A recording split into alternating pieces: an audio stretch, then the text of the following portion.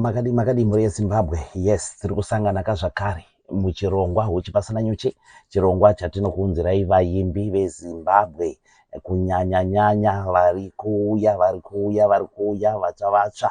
Yes, vamwe vacho hamusati matombovanzwa, vamwe yes munovaziva, asi zvatinoitawo panapa Mwari kana vatitungamirira tasangana nevaimbi tinochivatsvaga tovaunza pachirongwa kuti timbonzwa nhoroondo yavo kuti zvakatangira kupi, zvakabva nekupi, vari kuenda nekupi. Mukati mezuva ranhasi ndine chikomana chinonzi Perfect Chinguwe. Yes, ane album rake itsva rinonzi Chakanaka Kuzviitira, chakaipa kuzviitira futi. ndini ndazowedzerawo zvangu. Album inonzi Chakanaka Kuzviitira. Zvedu ukanga waita chakanaka unenge wazviitira zvakanaka. Saka mukoma Perfect vari paSouth Africa.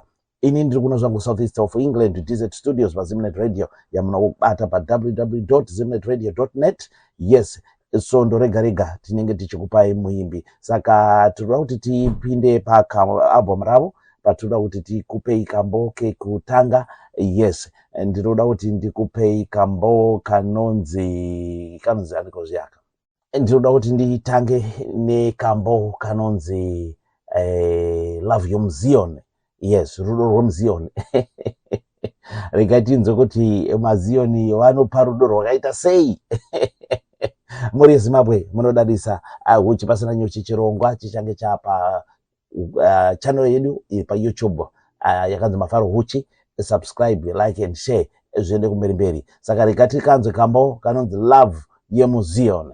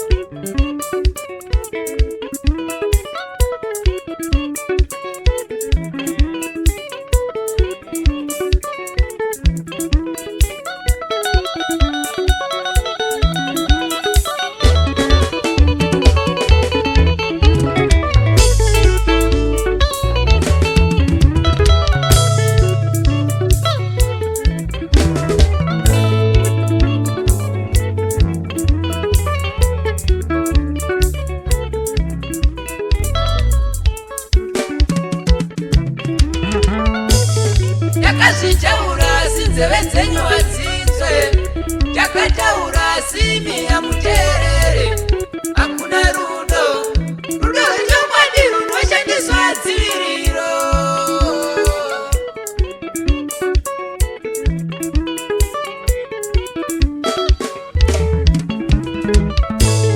mukanzi anotaura nezvedziviriro wanzi anotaura zveprotection kuri kudzivirirwa iwe kudzivirira iwe nekuti kumba kune mukadzi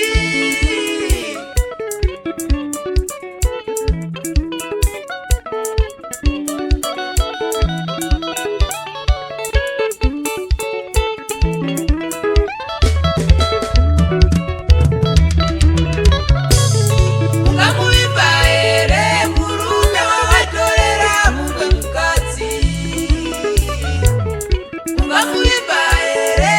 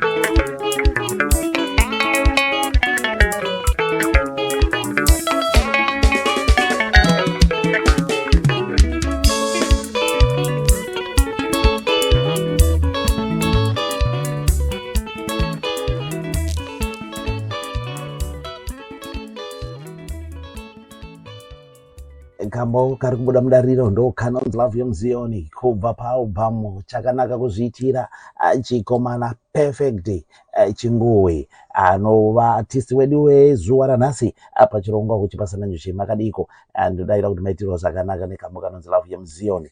Mazwi aripo, magitari akarohwa, zvese zvakakwenenzverwa zvakanaka.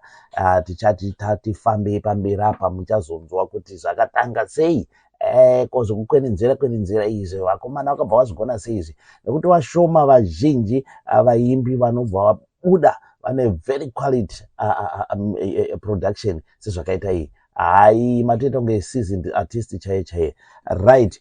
Toda kuti tifambire pamberi, toda kuti titore kambo kamwe zvakare paalbum yacho intro kuti muzive kuti zvokufamba sei, kanonzi chipoko chebhanditi. Chipoko chebhanditi pakaipa.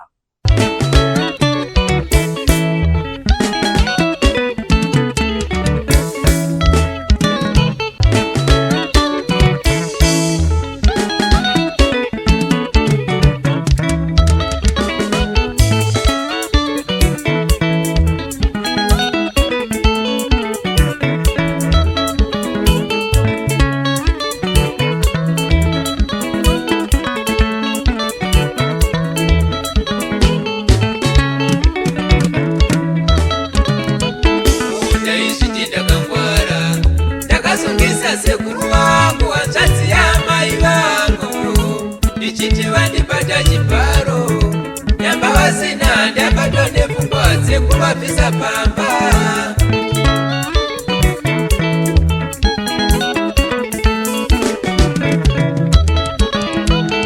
Sekuru vakabva vasungwa vakatongwa 18 yesi vari mukati ndokupika 80 sekuru ndokurwara ndokufa.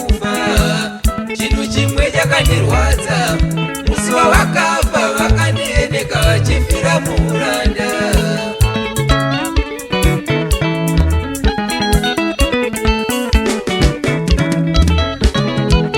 Zvikanzi tsitsiona tsitsi handina mhosva newe unozviziva.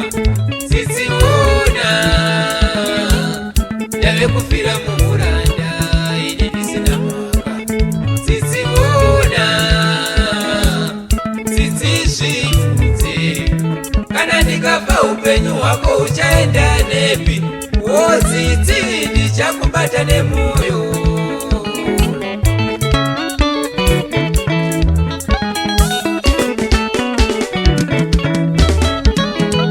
Semunaiva neutsinye ndakangoti imi hei siyana ineni monibvunza zveupenyu hwangu.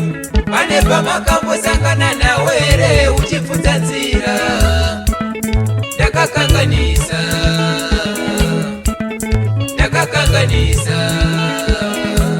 sekuru, ndakakanganisa ndiregerere.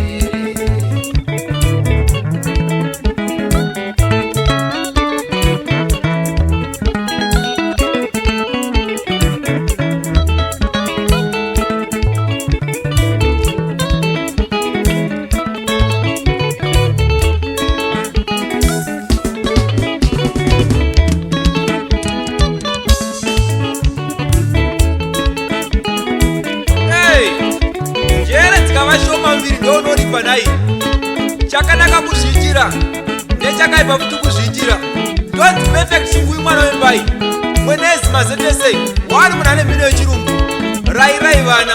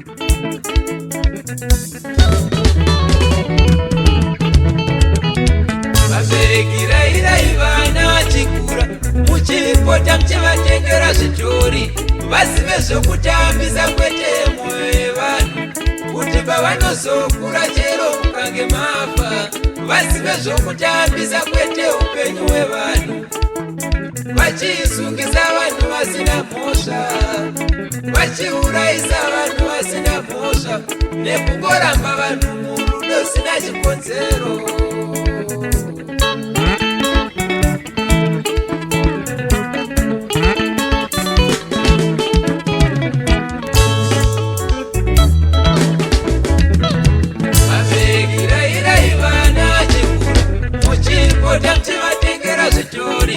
Vazive zvokutambisa kwete mwoyo yevanhu kuti pavanozokura chero mukange mafa vazive zvokutambisa kwete upenyu hwevanhu vachisungisa vanhu vasina mhosva vachiuraisa vanhu vasina mhosva nekungoramba vanhu murudo sina chikonzero.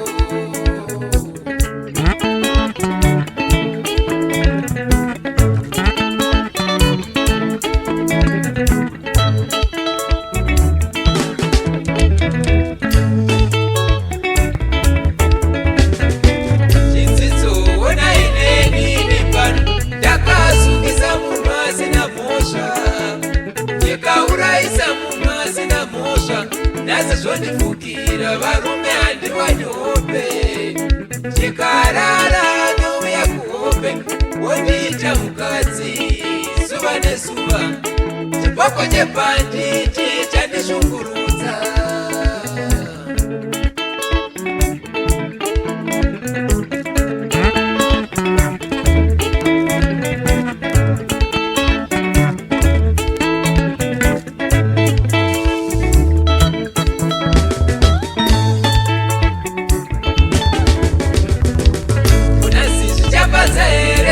Ndogara ndakatsamwa ndisina mufaro ndogara ndakatsamwa sambuya vanyimwa kufure mwana kuna sisi chapatsa here ndogara ndakatsamwa ndisina mufaro ndogara ndakatsamwa sambuya vanyimwa kufure mwana.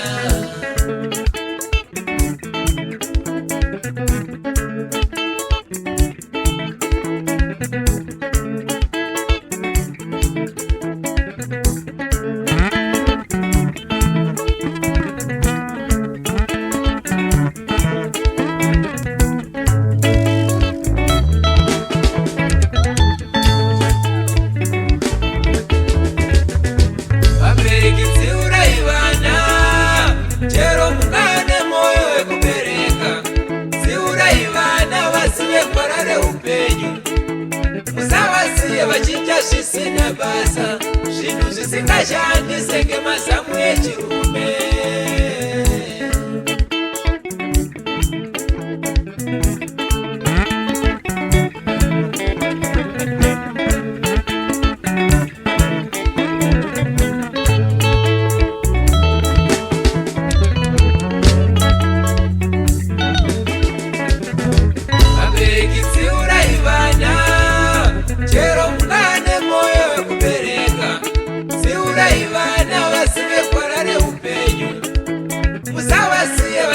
Zvisina basa zvinhu zvisingashandi ngemazamu echirume.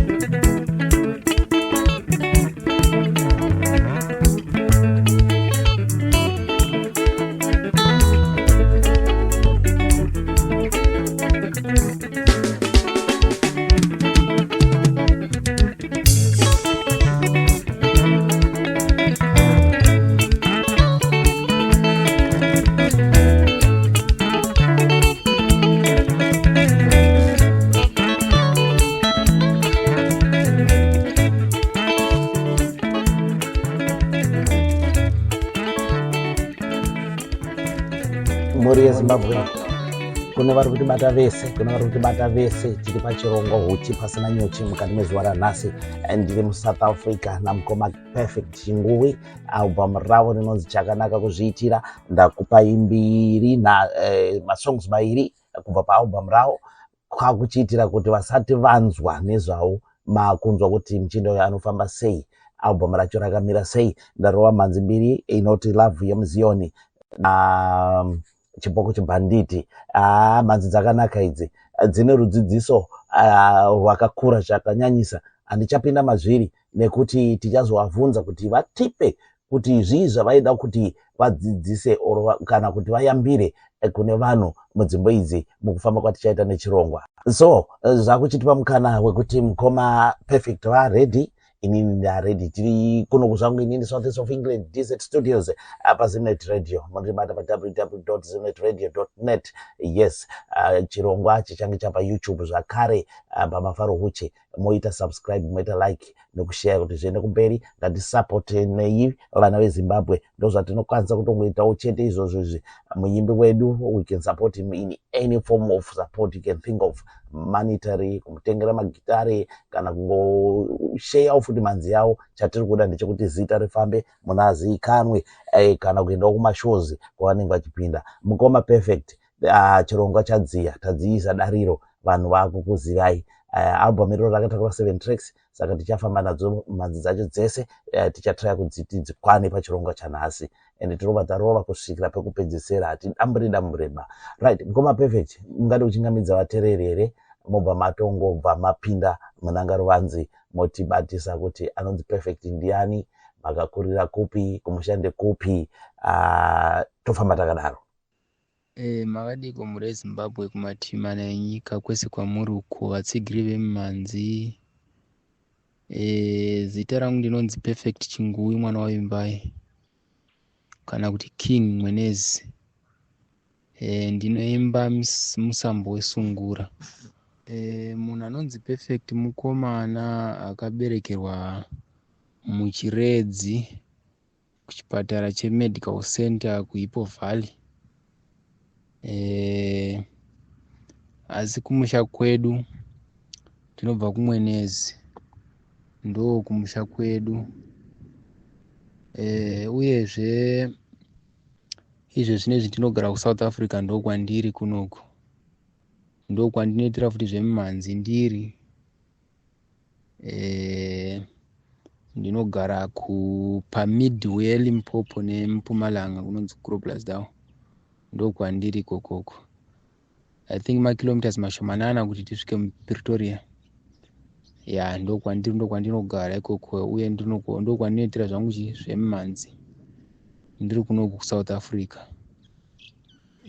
Tiri kuMwenezi ikoko kumakuriro andakaita inini.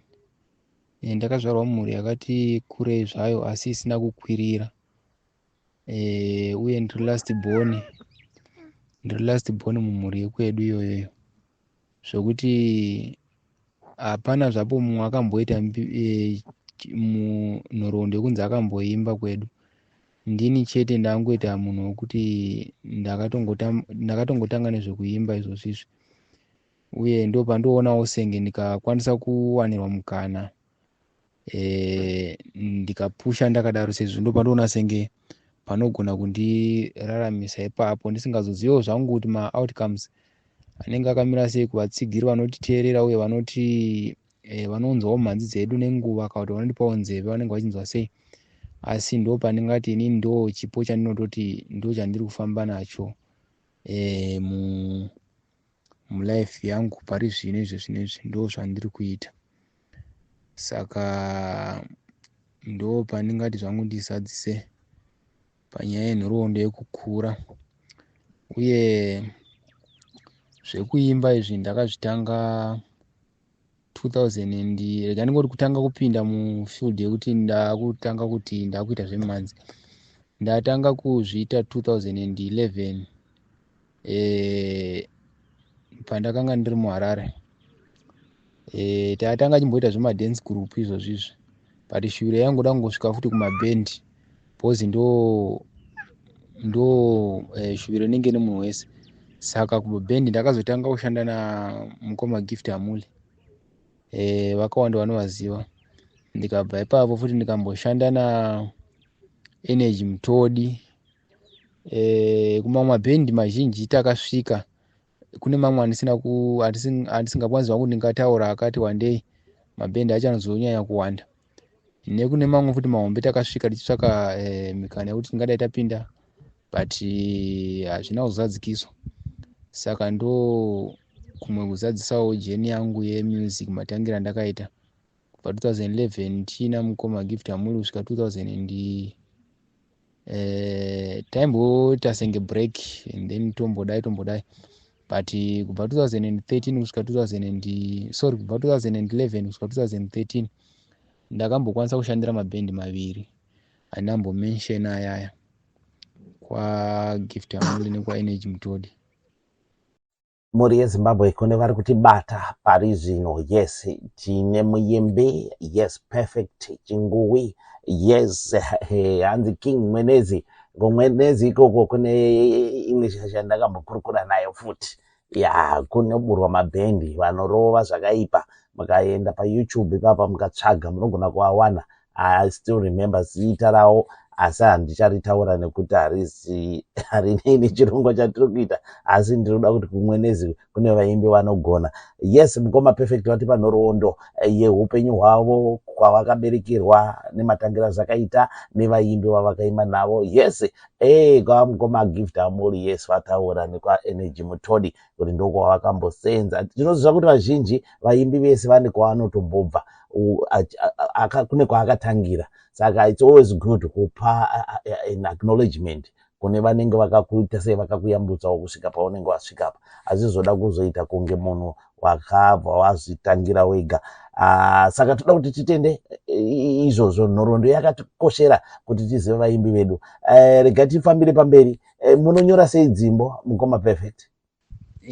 Pakunyora album zvazvinoita manje ndezvokuti matheme atogona kushandisa aripo. Chandingangoda ngoti in short ndichitaure ndechekuti muimbi kana akafamba, mukufamba akaona zvaaona zvaitikira kune vamwe vanhu anowana song. Zvingava zvakanaka kana zvakaipa anowana song. Iyewo murwendo rweupenyu akasanganawo nesituation yakashata anowana song. Akasanganawo futi nesituation inenge ichimufadzawo zvakanyanya unoappreciate nesong muupenyu. Akaonawo vamwe vanhu vanorarama futi life isinganyanyi kufadza zvakanaka kana kuti inofadza kana kuti inoyemurika, something like that, muimbi anowana song. Saka inini zvangu masongs angu inini ndinomawana through zvakasiyana siyana. Kana ndichinge ndichimanyora masongs ndinomawana through zvakasiyana siyana, kuti masongs andinyore pasi kutora bhilo nebhuku kuti ndakunyora masongs. Masongs angu ndinonyora mumusoro ese. Nokuti zvinezvi paalbum ratakabudisa rine 7 songs nditori nemamwe akasara akati one day, nokuti ndenjiziva kuti ndoda kuimba nezvakati. Zvandakaita kuti ndoda kuimba nezvakati ndineka kuzozvifila mukati meya ndichigadzirisa ndichiisawo zvimashoko zvezvadi zvichingofadza vanhu imweyayo, zvandinofungidza kuti zvingangobatawo vanhu imweyayo. Sepaalbum iri rinoratidza kuti rakatibatei vanhu vakati wandei, nokuti first track inonzi Love yemuZion, second track inonzi Chipoko chebhanditi, third one inonzi Tsinga dzeshizha, yechi4 yacho inonzi Mashuga mama, and then yechi5 inonzi Misodzi yengozi, yechi6 inonzi Ropa rembwa, yechi7 yacho inonzi Mainana. Dzine mamessages akasiyana masongs iwayo, but dzinobata upenyu hwavanhu vakawandisa zvokuti mukateera song Love yemuZion vari kuti ine message yakanyanya, mukateera inonzi Chipoko chebhanditi vari kuti ine message dzakanyanya. Zvosiyana kuti wakaimba wakatarisana nechii.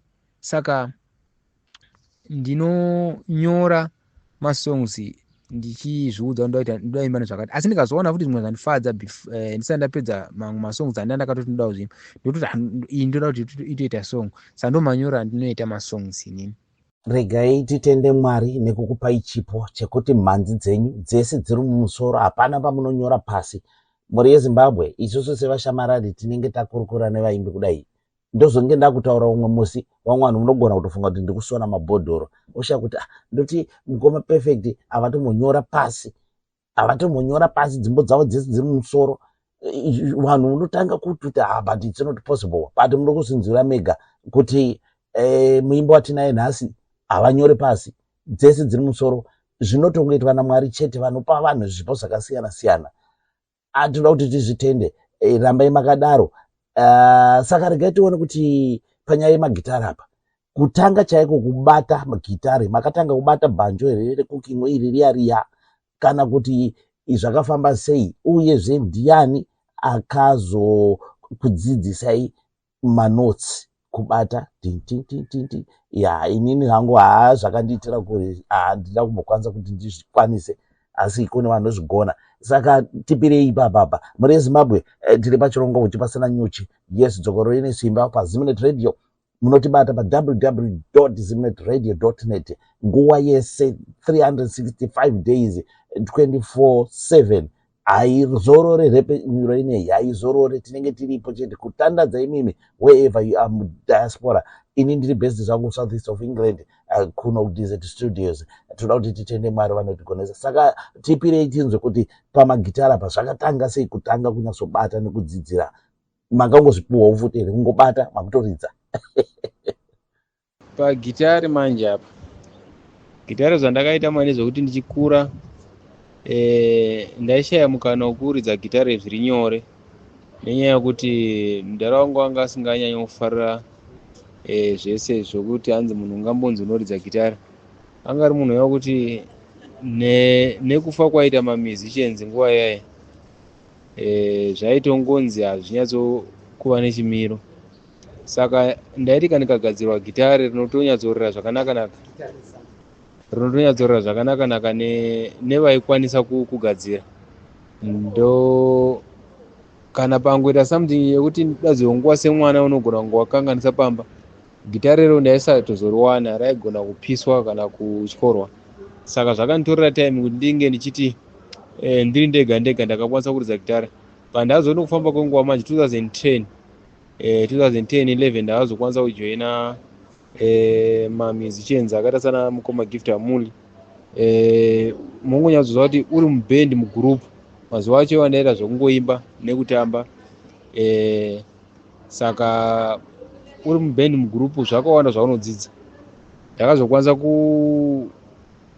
kuteerera pairidza vamwe vachiita sese, ndobva ndazokwanisa kuva neshungu dzokuridza gitari. Saka nofamba kwenguva mustudio manje matakapinda, pane umwe akazova nemwoyo nerudo neni, achiona ndine shungu dzokuridza gitari, akabva andibatisa manotsi. Saka kubva ipapo ndo pandakatanga kuti gitari ndakukwanisa kuridzawo zvokuti zvinokwanisa kunzika. Saka gitari ndakatotanga kutoridza chaicho, ndakatanga kutobudisa zvinonyatsokunzika pane magetsi, ndo zvinhu ndakatanga kuita. Saka asi zvangu ndandabvira kure ndichizama kuda kudzidzira, asi ndaishaya mukanawo zvakanaka. Saka ndo matangira andakaita kubvawo ipapo, haiwa zvese zvabo kono takuita zvese zvinodiwa, chero kushow tinoridza, kustudio tinoridza, zvese tinoita. Saka ndo ndingangoti matangira zvakaita ipapo panyaya dzokuridza gitari.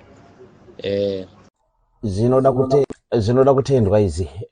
Kana munhu une shungu nechinhu ukaisa pfungwa dzako dzese nesimba rako rese ipapo, zvinobuda zvakanaka. Aiwa, tinoda kuti titende shuwa nekwamakabvira. Vazhinji matisi mazhinji vese ndo zvavanotaura kuti zvaingonzi ndezvechirombe. Wabereki vanga vasingadi kutomboona munhu uchiridza magitari, asi zvikutoraramisa vamwe. Ndinofunga kuti zvinhu zvese ukaisa pfungwa dzako uchiziva zvauri kuda kuita, sure you can prove some people wrong. nekuti vamwe vanhu vari kutorarama nemumhanzi vachitoita zvine musoro. Saka zvinongoenderana nemunhu kuti uri kuzvitorawo sei. Kana wabva kumagitari kwachona unobuda nei, zvawabuda nazvo ikoko unoita sei. Uyezve vamwe ndezvekuti kana uri ikoko, how do you behave? Uri munhu here wakangoreruka reruka, unongoita bamba zonge amene ikoko. Aiwa, thank you so much. Aiwa, tinotenda Mwari. Mhuri yeZimbabwe tiri kukurukura. Ndine muimbi, yes, regai nditi muimbi ari kusumuka, like he is coming into the music industry. Vari kutanga tasangana nawo vapa nechimwe chinhano, nekuti chandoita ndechekuti ndinotongorifewawo kune vamwe, inini ndandisingatovazivawo, asi tava nenguva yekutaura tichionesana tichiteerera dzimbo dzavo, ndikaona kuti think tinoda kuti tiende pane rimwe level. Ndozvatinoitawo tiri panapa paZinet Radio. Chirongwa huchipasira nyuchi munochiwana musi every day of the week. Yeah, rikatidaro ndekuti ukaenda paYouTube unokwanisa kuchiwana, saka unogona kuchiwana ipapo. Asi paZinet Radio tinozama kuti tikupe chirongwa once every week. Saka ngatirambe tichiteerera nepenyuro. Let's share, let's subscribe, and regai tisupportane takadaro. Munotiwana pamafaro huchi paYouTube. Just subscribe ipapo. Regai tibva tabata satataura nyaya yemagitari kuti makatanga sei kucreate malines. Ndopatakuda apa pekucreate malines. Lead guitar rinofamba rakadai, rhythm, main rhythm ropinda rakadai, sub rhythm ropinda rakadai, bass ropinda rakadai. Munozvifambisa sei? Munopa here vamunenge muchiridza nawo a free will. Rega ndidaro kuti munongoti akumana, song yangu iri kufamba yakadai so, ndichaimba zvakadai so, ita zvawada. Munozviitawo sei ipapapa, nekuti zvimwe zvachona tiri kuda kuti tione kuti munhu anobuda neidentity yemusic yake. Nekuti chimwe chandakaona ndechekuti ukange une masession musicians, nekuti vanoridzira vanhu vese, panogona kuzoita kaelement kai kekuti umwe munhu pamwe gitari raanenge akaridza kuna umwe artist anogona kuzongoti parira kutopinda akutorisa ipapo. Kune vanoanalyze music, kuna vanoanalyze kuzonzwa kuti apa panenge pakadzurwa apa, gitari iri takamborinzwa kuna nhingirikini korakurira apa sei. Saka tipirewo ipapa pakuti munozvifambisa sei ipapa pamunenge makuarrange kuproducer music yenyu. Right, panyaya yekucreate magitare, malines emagitare, sezvanambotaura zvazvo ndikati inini pakunyora masongs handinyore song mubhuku, ndisingazozivi zvangu kuti vamwe vaimba vanonyora sei, asi ndichitaura zvangu maererano nezvandinoita inini, ndinongoita zvimwe chete izvo. Magitare ese amonzwa achirira pamasongs angu kubva pakutanga kusvika pakupedzisira, maproducers nemagitarist angu angava mawitness pazvinhu izvozvo. Chero zvake angazoda kuona, umwe anoshuva kuti anda kuona mukomana uyo anotaura izvi. Ndinonyora gitare mumusoro inini, line regitare ndinotonyora mumusoro, because ndichitonyora song inenge ichirira musoro, something like speaker inotorira, so ndichitonzwa kuti rhythm yangu iyi, bhesi rangu rinenge ifamba rakadai, line rebhesi rofamba rakadai kubva pakutanga, kati asvika padrive rofamba so, tava mukati ndofambisa so, intro yelead inotanga so, and then tava mukati mabhazi acho anofamba so, panozoda kuperekedza mukati inenge ifamba so, takunopedza song so inofamba so, rhythm yangu inofamba so. Ndichitanga inofanira kudai so, but main rhythm yepatinenge tazopinda mukati mesong inofanira kunge ichitanga so, ichiita so, inosabhura yacho yodai. Saka guitarist mumwe nomumwe inini vandinoshanda nawo, semunhu asingazonyanyi zvako kutora nguva yakareba achiita session, because pakuita session paya pane pachida mari yakawanda. Saka inini mari yacho yekuita session nevanhu for long time kuti vakomana vanyatsokuradzawo zvidobidobi zvavainazvo, ndiye ndisina. Ndiye ndisizorina zvangu mari yekuti no, because vanhu vanenge vachibva kunzvimbo dzakasiyana siyana, saka ndiye ndisizorina mari yekuti no, vanhu ngavakwire vachibva kwakati nhasi mangwana vokwira kuti, because paunenge wavasiyisa zvavanenge vachiita zviya vanenge vakatasira something. Saka inini mari yacho ndogona kuzoishayiwa. Saka advantage yandozoita ndeyekuti inini ndinde ndichitoziva zvinhu zvanoda kuti zviitike. Saka anoridza gitari chaye anoziva kuti anoridza gitari, ukamupa haatoriwo time kuita, anoridza drum ndizvo zvaazotoriwo time. Saka chero masongs anotanga nemajegi, because each and every album ratakaita pane masongs 2-3 anenge totanga nemajegi. Saka ese wayakadaro ndini ndinenge ndichiarrange zvese ndichitotaura kuti apa panoda kuti padai, so iyi inotanga nejegi inodai.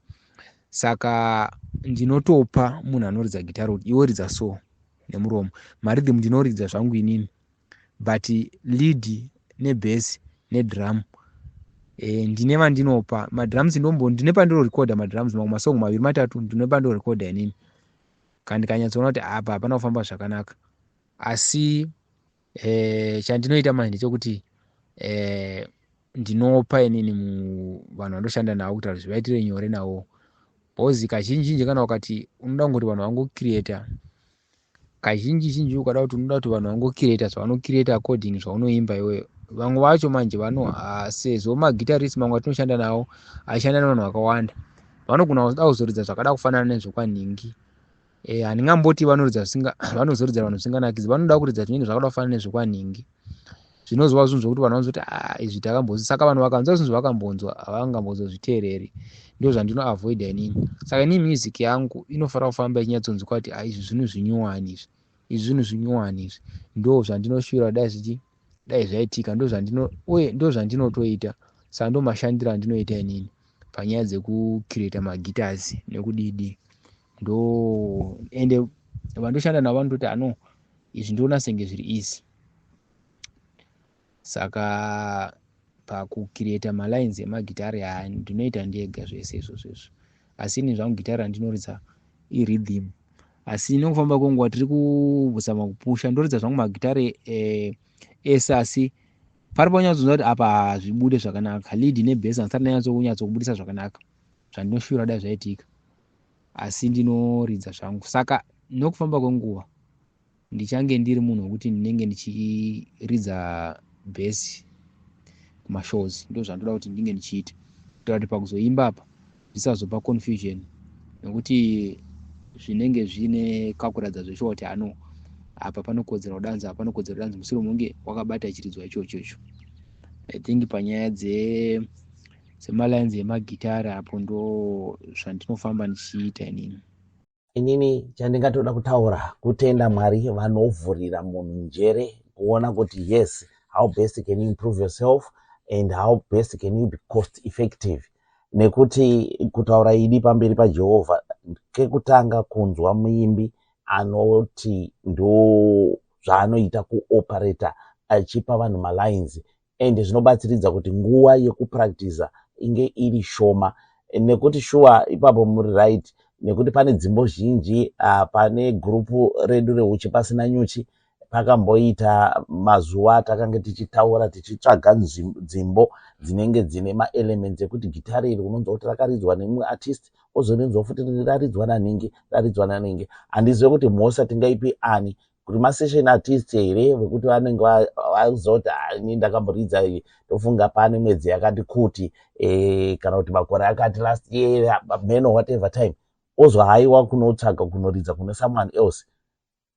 Ndakamonzwa pane umwe muimbi akati anoti pavanoseshena akanzwa kuti parikuridzwa rhythm rakanaka rinonakidza, anotobvunza that session artist kuti iri kune kwawakamboriridza here. Saka zvinoitika zveshuwa kuti masession artist vai wekuti unongohaya kuti akuridzire, anogona kutotora gitari rimwe raakaridza kuna umwe muimbi, zvozokonzeresa nyaya yekunzi padzurwa, because muridzi webasa pamwe anenge asingatoziva kuti kune songo yakadaro, andimaona. Saka aiwa mazvita nekutsanangura ipapo, Mwari wakakuvhurira chipo chekuti even kana malines achona muri create musoro. This is so unique. Mwari vanobata nekushamisa, ende Mwari vanoita zvisingajairike. Tikada kuzvitsvaga chako wakutombozwana, asi kungotenda Mwari nekuti ndo vanopa munhu chipo. Vabva vatitaurira kuti iwo marhythm ndeavo. Saka ndiri kudaira kuti pamasongs aya marhythm ese ndo akaagadzirisa. Tataura regai tidzokere pamanzi, nekuti tinoda kuti tichinzwa manzi dzacho tichinzwa kuti zviri kufamba sei. Regai nditore kambo kanonzi misodzi yengozi. Nyaya dzengozi idzi kwakanzi ukapfuura nepapondwa munhu usina chawaita, kungoona chete kuti pane pundwa munhu unogona kupinda mungozi yachona, unogona kupinda mudhiri. Ukanzwa pari kurongwa kurongerwa munhu kupondwa, ukasataura chete munhu yeye akapondwa, wapinda mudhiri. Saka dzimwe ngozi dzimwe dzinopindwa nevanhu ndedzekuti iwewe hauna kuita actively involved but wanzwa something. Saka pese paunonzwa kuti pane munhu akurongerwa, kuti uzvisevhe, kana pazonzi munhu yashayikwa, enda unoripota kumapurisa. Ukaona munhu akangoti pfupa sapapo afa, ubate munhu, chaunoita report, unozvisevha kupinda mungozi. Reka tinzwe kambo kanonzi misodzi yengozi kubva kune chikomana chatinacho Yes Perfect Chingowi paalbum yakanzi Chakanaka Kuzviitira. Album ichaitsva iri kupisa.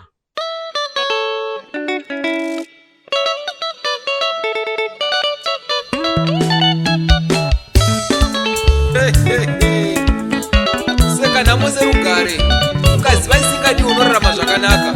Yes Perfect Chingowi mwana wembai mwenezi mazendese 1 muna mhino yechirungu. Usabata ropa muupenyu, siya zvakaipa.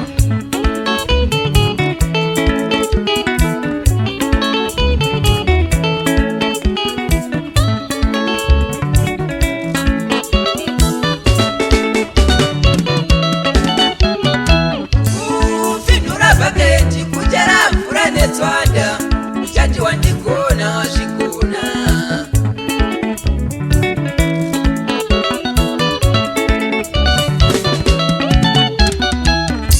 amukamboite mhanza muupenyu hwenyu imi muchiti paita vanhu tsaona munomhanya munobira zvintu namari nemafoni.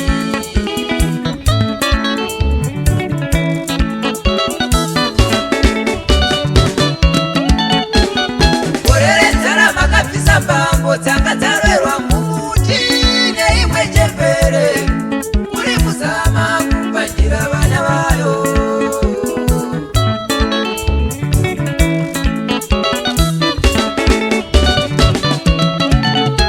Chembere yakaruka zano, ndoita sei kuti ndikwire mumuyu?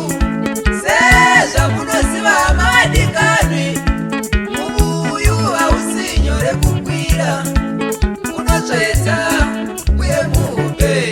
Mwari ndoita sei vana vangu varare vadya?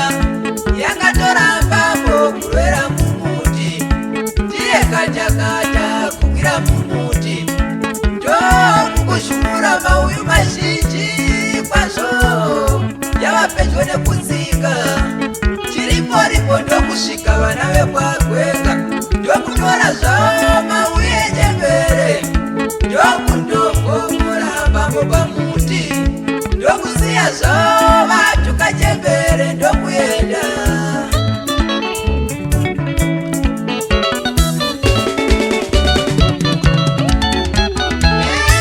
Moyo kurwadziwa chembere chipukavana kumba, ezvo vasina kubvisa mbambo, taikwanisa kudzika kuenda kunona vana kumba.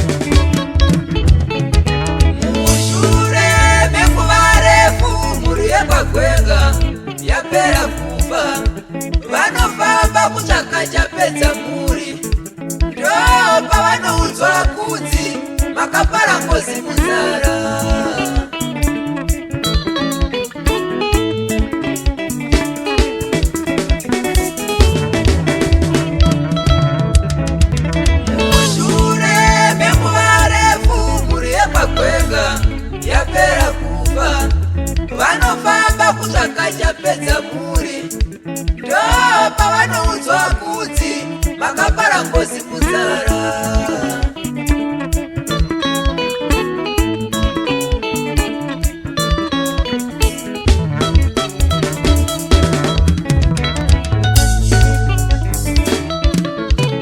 Vanomvera maoko sachatomoka muri yekwagweka kukumbira ngozi kuti itaure ichikochema mudarere kweng'anga.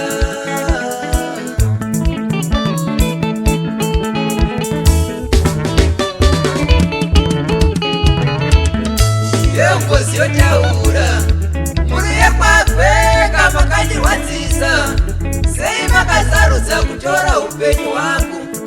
Dai zvenyu musina kubvisa mbambo ndaikwanisa kuraramawo ndikararamisa vana kusa zvamunoita.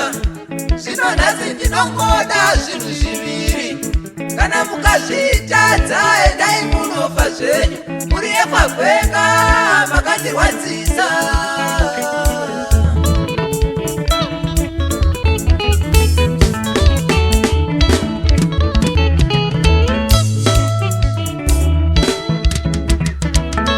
Chekutanga ndeichi, muri yekwagwenga ndoda upenyu hwangu. Makatora upenyu hwangu gore renzara, ndipei upenyu hwangu tuwirirane. Kana musingazvikoni mirirai chepiri, ndichataura ndiri kurwadziwa.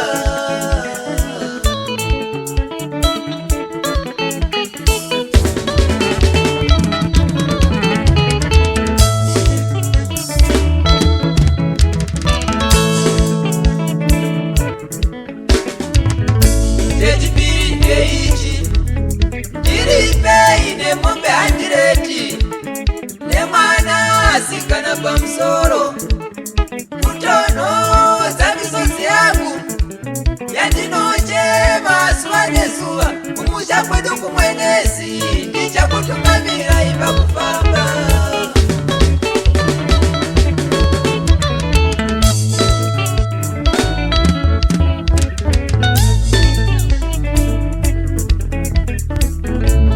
Musandiudza kuti mutemo wachinjangoza iri kwene munhu. Kana muchida kurarama ripai ngozi, ngabva kumwenezi kwedu munhu aurawi. Zvave kwamuri nini ndapedza nemi.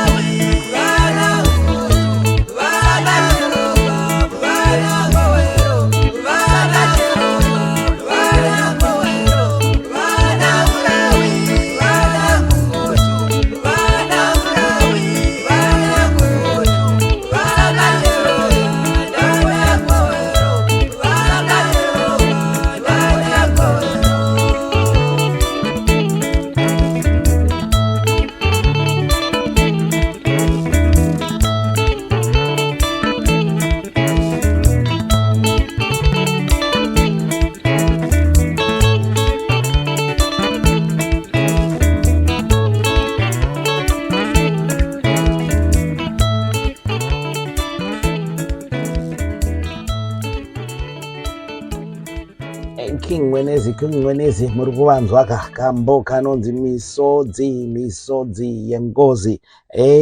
Akomana anzi masazi anzi kana uchida kufinhura bhaketi kachera mvura netswanda. Pakaipa vaimbida kava komana muri yeZimbabwe muna mavharo ndiri kunozva kuSouth East of England Desert Studios paZimnet Radio munotibata online www.zimnetradio.net. Yes, chirongwa uchi pasina nyuchi munopinda paYouTube mochiwana zvakare channel yacho yakanzi Mafaro Huchi. Chirongwa icho chichange chapo kune vari kutibatira pakati muchida kunzwa kwatatangira. Right, ngatiitirwe zvakanaka. Farai zenye muimbo watinaye album rake itsvaitsva rinonzi Chakanaka kuzviitira, ende ukaita chakashata futi wazviitira, saka zvese ipapo otoona kutoti unoita zvakanaka chete. Right, ngoma perfect tatarisa nearrangement yemusic, kuarrange kwamunoita malines, kunyora kwamunoita zvese. Regai titarise kuti zvinokutorai nguva yakadii kuti imimi first project yenyu sezvakaita album iri munomeasure here kuti vamwe munoda kutora 2 months 3 months 4 months 6 months kuti album yenyu ringe ranyatsoita zvakanaka? Right, inini pakugadzira pakugadzira album, chero ringava rokutanga, rechi2, rechi3 ratinaro nhasi, hazvinyanyi kunditorera nguva yakarebesa zvakanyanya. Handizivi zvangu kuti vamwe vaimbi vanonyora masongs avo sei. Inini hazvinyanyi kunditorera nguva yakarebesa kubudisa album. Kana ndichiita album rangu inini ndisingataure zvangu kuti zvinozonditorera time kuti ndinorekodha, 6 months dzakawanda pakuti ndiite album, nokuti kune zvimwe zvangu zvandinozobvisa zvakati wandei ndichiisa zvimwe ndichiwedzera ndichididi, but 6 months dzakawanda kuti ndiite rinonzi album. Saka hazvinditoreri nguva yakanyanya kureba pakugadzira atinoti maalbums esungura iwayo. Vamwe vanhu vanototi mashoko ako akawandisa, unozvigona sei kana kuti unofunga sei? Ndinoona inini zvichindiitira zvangu nguva shoma, ndotora nguva shoma. Chero zvadzo zvichirema kubatanidza, asi ndinotora nguva shoma kuti ndigadzire album. Handinyanyi kutora zvangu yakanyanya kurebesa zvokuti ndingazoti zvakanditora nguva ndinoita nguva shoma. Handinyanyi zvangu kutora yakanyanya kurebesa. Ndorangaridza kune vari kutibata vese kuti hamuna kurasika, muri pachirongwa chamunoziva chamunopuwa nemushamarari wenyu anobura huchi pasina nyuchi. Yes, ndiri kuno zvangu South East of England Desert Studios paZimnet Radio munotibata www.zimnetradio.net. Yes, we are the number 1 internet radio station. Unakurasika, umborasika. Muri yeZimbabwe muri kuzinzira mukoma perfect. Yes, maita zvakanaka, ende zvimwe zvacho kana wakarongeka, zvinhu zvako zvakarongeka zvishuwa, because nyaya iripo futi haudi kuti tapa kupedza kana gore 1.5 years like zvamataura nyaya yemacost iyo iyi nemaexpenses. Vanhu vauri kuhaya masession artists acho vari kuda kubhadharwa, mastudio fees, mapractice anoda kubhadharwa. Saka kana munhu uri kuziva zvauri kuda, chinyazoziva kuti this is right kuti ndibudise album yenyu yakanaka iri, ende zvishuwa ndo zvimwe zvinhu zvinoda kuti zvidzidzwe nevaimbi kuti yes, sometimes maybe pamwe munhu torako nguva yakati usati wabudisa, but kana wakuita mapractice ako make them short and perfect everything, because unozobudisa mari yakawanda kusupporta the team yauri kushanda nayo. Pamwe pacho futi song yacho, record racho, album racho robva raflopa, harina charokunzira, saka unenge watoruza, handimaona. Saka vaimbi ngatirongeke patinoita kuita mhanzi dzedu idzi. Get your things in order.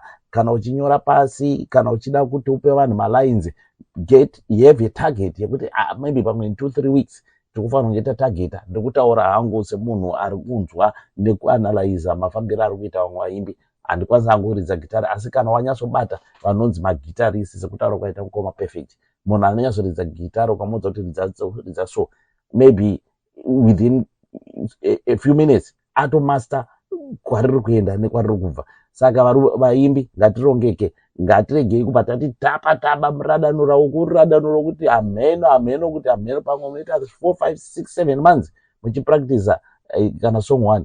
Aiwa, hazvidi kudaroba. Rongekai vaimbi, rongekai, regai tifambe pamberi. Ndinoziva hangu kuti mazoming mabata mbichana nyaya yemaalbums andinoda kuvhunza. Mune maalbums mangani nawo? Inini ndakuzivirai paalbum iyi yakanzi Chakanaka Kuzviitira. Kumashure uku ndinenge ndanzwa muchiti mune mamwe maalbums. Mungada kuti tsanangurira here kuti ndaapi maalbum amakatanga nawo? Ya kusvika pari zvinezvi maalbums atava nawo kuburikidza nealbum ratinaro rakabuda musi wa 26 July 2025. Maalbums ava 3 because takati isusu rekutanga takariita 2022 and then rechi2 racho tikariita 2023 and then rechi3 racho ndo ratazoita gore rino iri 2025. Saka rekutanga rinonzi kutanga kwechipo, rechi2 racho rinonzi kuchera mbiri, rechi3 racho ndiro rinonzi Chakanaka Kuzviitira. Uye album iri, maalbum ese andataura nezvawo, pane nziyo dzakambofamba chaizvo, maonero ataiita, but ndezvokuti murwendo rweupenyu kubudirira kunogona kunetsa kana usina anokutsigira, kana kuti kutsigira kuri pakawanda, vanokutsigira nemarketing strategy kana kuti nemamwe mazano chero ingava zvayo financially, zvinogona kutora time kuti vanhu vakuzive. Asi tichangotanga kutoita 2022 kuti taakutanga kutozozvi kuita album takazvimirira. Song yangu yakatanga kuzikanwa nevanhu ndeimwe inonzi Fake People. Yaiimba zvayo ichitaura ichitiyo corona ngaitaure kuti inoda kuuraya vanhu vangani. Ndo gore ranga rambonetsa corona. Zvikanzi corona ngaitaure kuti inoda kuuraya vanhu vangani.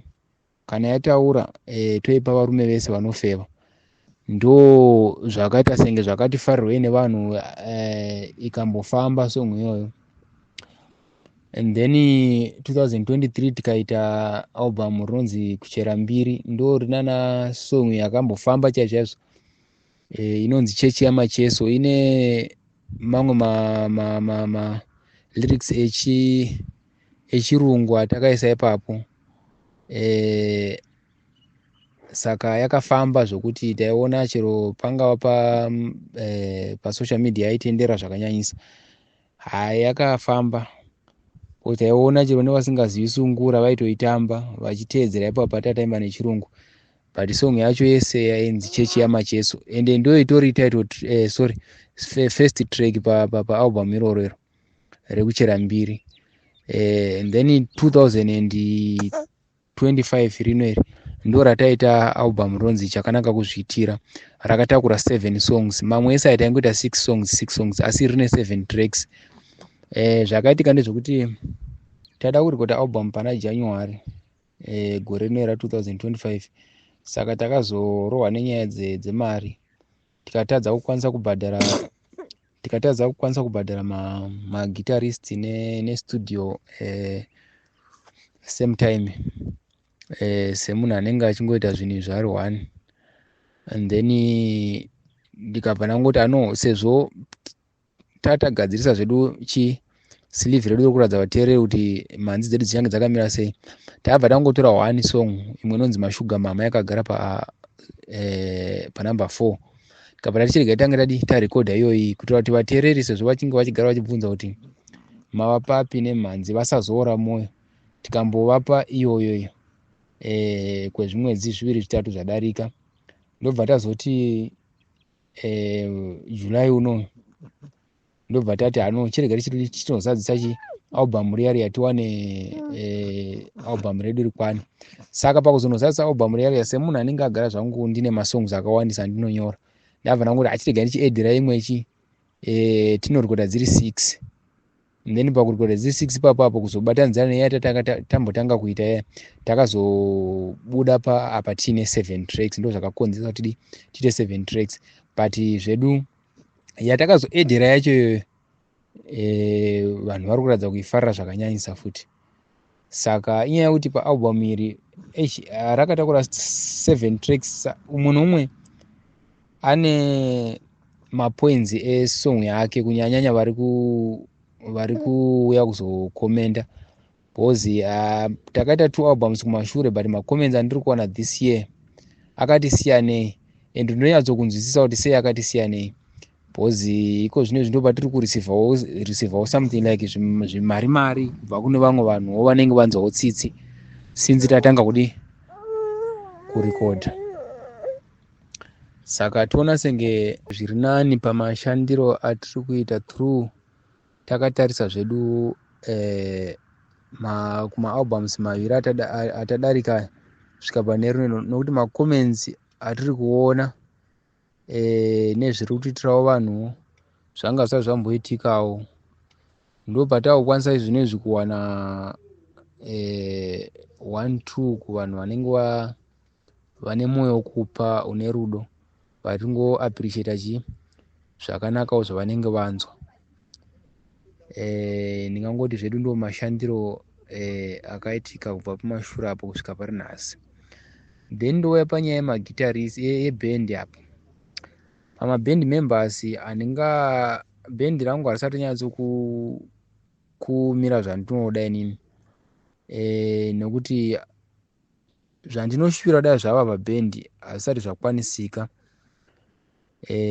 nokuti inini zvangu handisiri munhu yakuti ndinomanikidzira kuita mashows ndichingoti sezvo nangonzi ndinofanira kukwana pashows and then ndakutoenda ipapo. Hongu zvakanaka zvinogona kunge zvizoboosta inini panyaya dzokuti vanogona kunge vandipa mari kana something like flat show, asi papicture manje iye kuzonzi bhendi raPerfect Chinguwi ndenjida kuti inini zvinhu zvangu zvandinoita kana rikanzi bhendi rionekwe kuti muimbi auya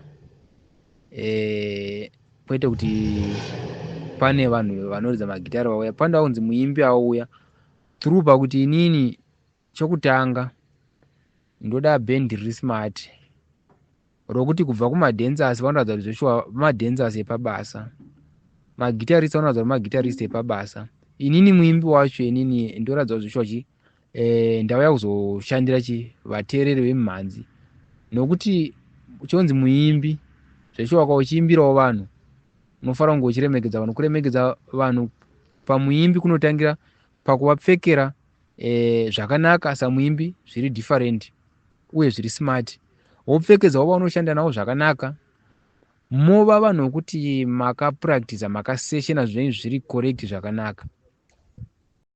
Tiri kufamba zvakanaka, nguva ndeyedu, hapana chekumhanyira. Saka isusu zvatinoita ndezvekuti vaimbi tinobva tanyatsoti pombonoka itaura zvese zviri pamwoyo.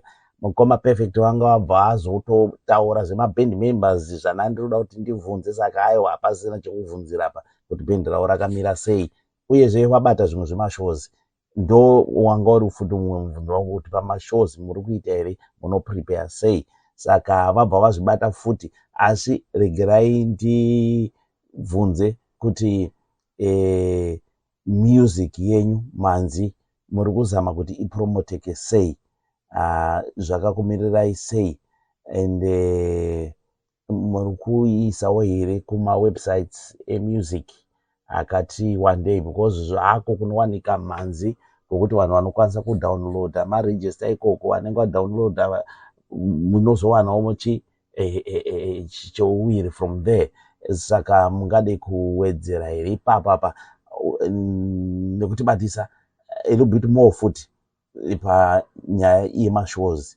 I know kuti mambozvibata but pane zvandinoda kuti mundiwedzere mbichana zvandinokufunga kuti masirira pamataura apa, nekuti mataura ndisanda kukubvunzai. Saka ndakuda mhinduro yekuti zvandakubvunzai kuti mune anything here to add on panyaya yekuprepare mashows kana maakuti makuenda pastage.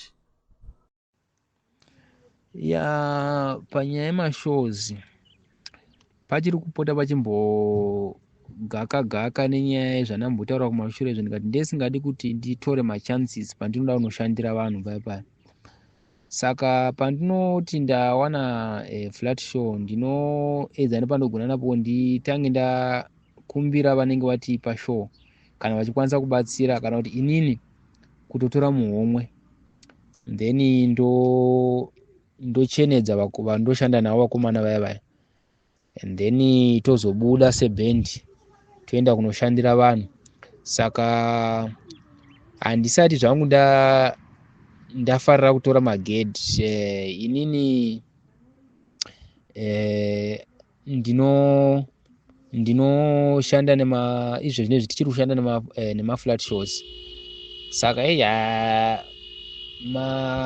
magedhi fees manje anenge aidawo munhu kana sezvo zvino tichambobika zita rikafamba zita percentage yegedhi fee inenge yava kunakidza kudi kutambira kana vanhu vakuziva nokuti vakangozva kuti ningi zvinenge zvava kubatsira. Saka pamashows ndichiri kushanda nema-flat shows ndo andiri kushanda nawo. Handisati zvangu ndakufarira kuti ndoda kuti ndinoti ndotora gedhi handizoti zvokuti kana ndikanga ndasvika kushow because mashows ndakambomafamba kwenguva yakareba. Ndofunga manzwa pandataura kubva 2011 kusvika ndichizotanga kuita album rangu ini nokutanga 2022. Ndofunga mataisa makore wayo ndikataura mamwe makore andataura kuti kubva ku2011 kusvika 13 ndaishanda nevamwe vaimba vandataura. Ndakafamba mashows akawandisa. Ndine kakupota ndichiziva kuti kumashows kune matambudziko akadai. Saka ndesingazodi zvokuzoti inini kange tasvika kushows. Kumashows uku kune nyaya dzako. Tikasvika kushow ndava kuzoti kuvakomana mawani topinda nebhizi rokutsvakira vakomana mari dzokukwira kuti tiende kana dzechikafu tobudisa muhomwe tafulopa. Ndesingadi kuti ndisvike pakuzoita zvinhu zvakadai seizvozvo. Ndokumwe kusarongeka kwokutanga nokuti kana ukazviona kuti iwe hausati wakuqualify kutora gedhi ibva wambomira. Ndo pakazobuda futi zita realbum rokuti chakanaka kuzviitira. Ukamira ukaziva kuti zvakashatira chiri mangwana zvinozokupa kuti mangwana uzaramira. Asi ukanzwa kuti flat show zvinokubatsira futi. Because kune vamwe vanhu vangoda magitari ongotoridzirwa magitari vasinei zvakawanda kuti kana pangonzi flat unosvika woriza wobatsirika nemari yavanenge vakupa then wodzokera zvako kumba munenge mune chokubata. Pamusic promotion apo pachiri kutiremera nokuti zvinezvi tikatarisa machannels edu akafanana nemaYouTube, Facebook pages wati chichi zvinoda kamwe karuzivo kokuti toita sei kuti zvipublishike and then mapages akure zvive zvinhu zvinoita kuti munhu papi nepapi paanongosvika achidzvanya kana pari pasocial media pabude isusu pakutanga. Zvinova zvinhu zvokuti zvinenge zvida vamwe vane ruzivo nevamwe vane kakupota vachiisa maads akawanda something like mamwe mawebsites anenge ada kubhadharwa vanopublisha vaya. Saka pakupromota music yacho tichiri nenyaya hombe. Asi kuna vanopota vachimbopromisawo kuti tichada kubatsirawo nezvakadai. Ndoona senge paalbum rataita iri zvino richatisimudza kutibvisa pane chimwe chinzvimbo chatanga tiri patakawanda rotiisa pamwe. Nokuti patiri zvinezvi zvandiri kuona nganongoti chero nhasi ponza tomboreceiva something kubva kune umwe munhu nezuro futi ndakareceiva something kubva kune vamwe. Saka ndoona senge zvisati zvapera nokuti album racho asati atombowa nevhiki. Asi kune vamwe vakambotibatsira nemuono wavo uchiti vachatikwanisira kuti album redu risvike kuRadio Zimbabwe ririre and then vongoripinzawo pamamwe makwikwi muchiro munenge vanhu vafarira zvavanenge vafarira songe vanenge vafarira. Saka tichiri kuda music promotion yokuti dai takwanisa kudi kunge tichisimudzirwa. Izvozvo zvinochemerwa nemunhu wese. Especially zvangu inini changotanga kusimukira ndinozvida zvokuda ndakwanisa kuwana promotion yakaita seiyoyo zvandataura ndinonzwa kufara. Tikarirawo kuredhiyo tikakwanisa kukudzawo mapages machannels edu aya pasocial media tikadidi pese pese Mwari akatibatsirawo tikakwanisa kuzvininipisa kuvanhu vese zvavanongotsigira mumhanzi chero nevasingatsigira asi vachitsigira vamwe tikakwanisa kungozvinipisawo kwavari ndiona senge tikakwanisa kunge tichipromotwa in that way yenyasha nefinancially nerubatsiro rwekupublishwa zvinogona kutibatsira. Saka papromotion apa tiri kupachemera dai takwanisa kuti kupa wana apo tifambe napo zvakanyanya zvinopachemera zvokuti still ruchiri rwendo. Ndobva ndangopa reminder kune vateereri kuti ukaita zvakanaka wazviitira, ukaita chakaipa wazviitira, zvese kuzviitira zvakanaka nezvakaipa. Saka chatinokwanisa kuitirawo vaimbi vedu tikange tavakwanisa kuvapromota, tavabatsirawo, tatozviitira kuti muimbi wedu arambe achitiburitsira mhanzi dzakanaka dzinofadza kuti arambe achienderera mberi. Saka chandiri kukumbira ndechekuti vane social media pages avo vanokwanisa kushare and kusubscribe endai pachannel Facebook page yaMukoma Perfect. Isusu ndo zvataita. Inini ndakatongonzwawo through group redu reHuchi Pasina Nyuchi samwana akangotaura kuti akomana chimonzwai musambo uyu. Andimaona iroro group redu ndere vanhu vanosapota vaimbi, hatingoshare mhanzi ndere vanhu vanosapota vaimbi. Saka vatateerera tikati uyu muimbi ndasingambomuziva. Saka ndokutoziva kwandakaitawo. Saka inini ndabva ndasumudzwawo level manje kuendesa pamusoro because Huchi Pasina Nyuchi tine mafollowers akati wandei. Saka vese vari pachannel yoHuchi Pasina Nyuchi pamafaro Huchi ndinoziva kuti muchanzwa anhingirikini nezvealbum iyi nezveurukuro yandaita. Let's support muimbi wedu, ngatipushe mhanzi dzawo, zita rizivikanwe nekuti zvine nhoroondo kuti vamwe vanouya vamwe vachisiyawo vamwe vachienda. Ndinorangarira kuti tine vaimbi vakuru vatiri kuridza mhanzi dzawo nguva yakakwana kune vamwe vari kuuya vana Mukoma Perfect. Saka ngativasapotei. Mukoma Perfect ndotenda zvakanyanyisa nekutsanangura kwamaita nyau yemashows uyezve nezvamuri kuda kuti music yenyu inge iri kusumudzwa promotion. Vanopa mashows, please open the doors for these young coming artists. Vapei mukana. Even pamunounga mabig shows nevaimbi vakuru, itai vaite macurtain raisers, vopinda muchirongwa. Dzimwe dzenguva hamuzivi, anongorirova one song inobva yaputika inobva yazomusumudza kuenda kumberi. Kutaurisa kudai izvi aiwazve ndokuti tirambe tiri kunzwanana, tifarire chirongwa tichiita spicing up. Mukoma Perfect, King Meneze, tipirei tinzwe macollaborations. Mune vaimbi here vamati maimba navo oro vamati padzimbo dzenyu vauye vazoita feature? Vamwe vaimbi vandinobata navo varipo. Rega ndingori zvangu pavaimbi vese vamwe vanoimba sungura vakasununguka ndinobata navo vakati wandei chaizvo, nokuti ini zvangu ndinokoshesa kuti kunzwanana nevanhu kana uchinge uchishandira futi vanhu zvinhu zvakakosha, nokuti chero rungava rudo tinorwana muvanhu, ungava upfumi tohwana futi muvanhu. Saka ndinowirana nemuimbi wese, ndinobatidzana nevamwe vaimbi vakati wandei zvokuti chero pakava neafarira kuti tiite collab, because ndine single imwe ndamboita collab neumwe akandifarirawo maimbiro angu tikaita, but yanga iri single yake yoyo. Saka ndiri munhu wekuti as long as zvinhu zvatinoda kuti kunzi tiitiswe zviri related to music, handina zvangu kana chokushora pavamwe vaimbi. Ndinobata navo zvakanyanya vamwe vaimbi vakawandisa. Semunhu anogara muSouth Africa mune mamusicians futi ari muSouth Africa akati wandei. Tinongori timu imwe chete, tiri mumunda umwe chete, tinofamba tese nemakomana ivavo. Hapana kana dambudziko. Zvimwe zvatinonge tichida kuzivisana zvakati wandei tinongopana maideas zvakangosiyana siyana zvichienderana kuti ndezvipi zvacho.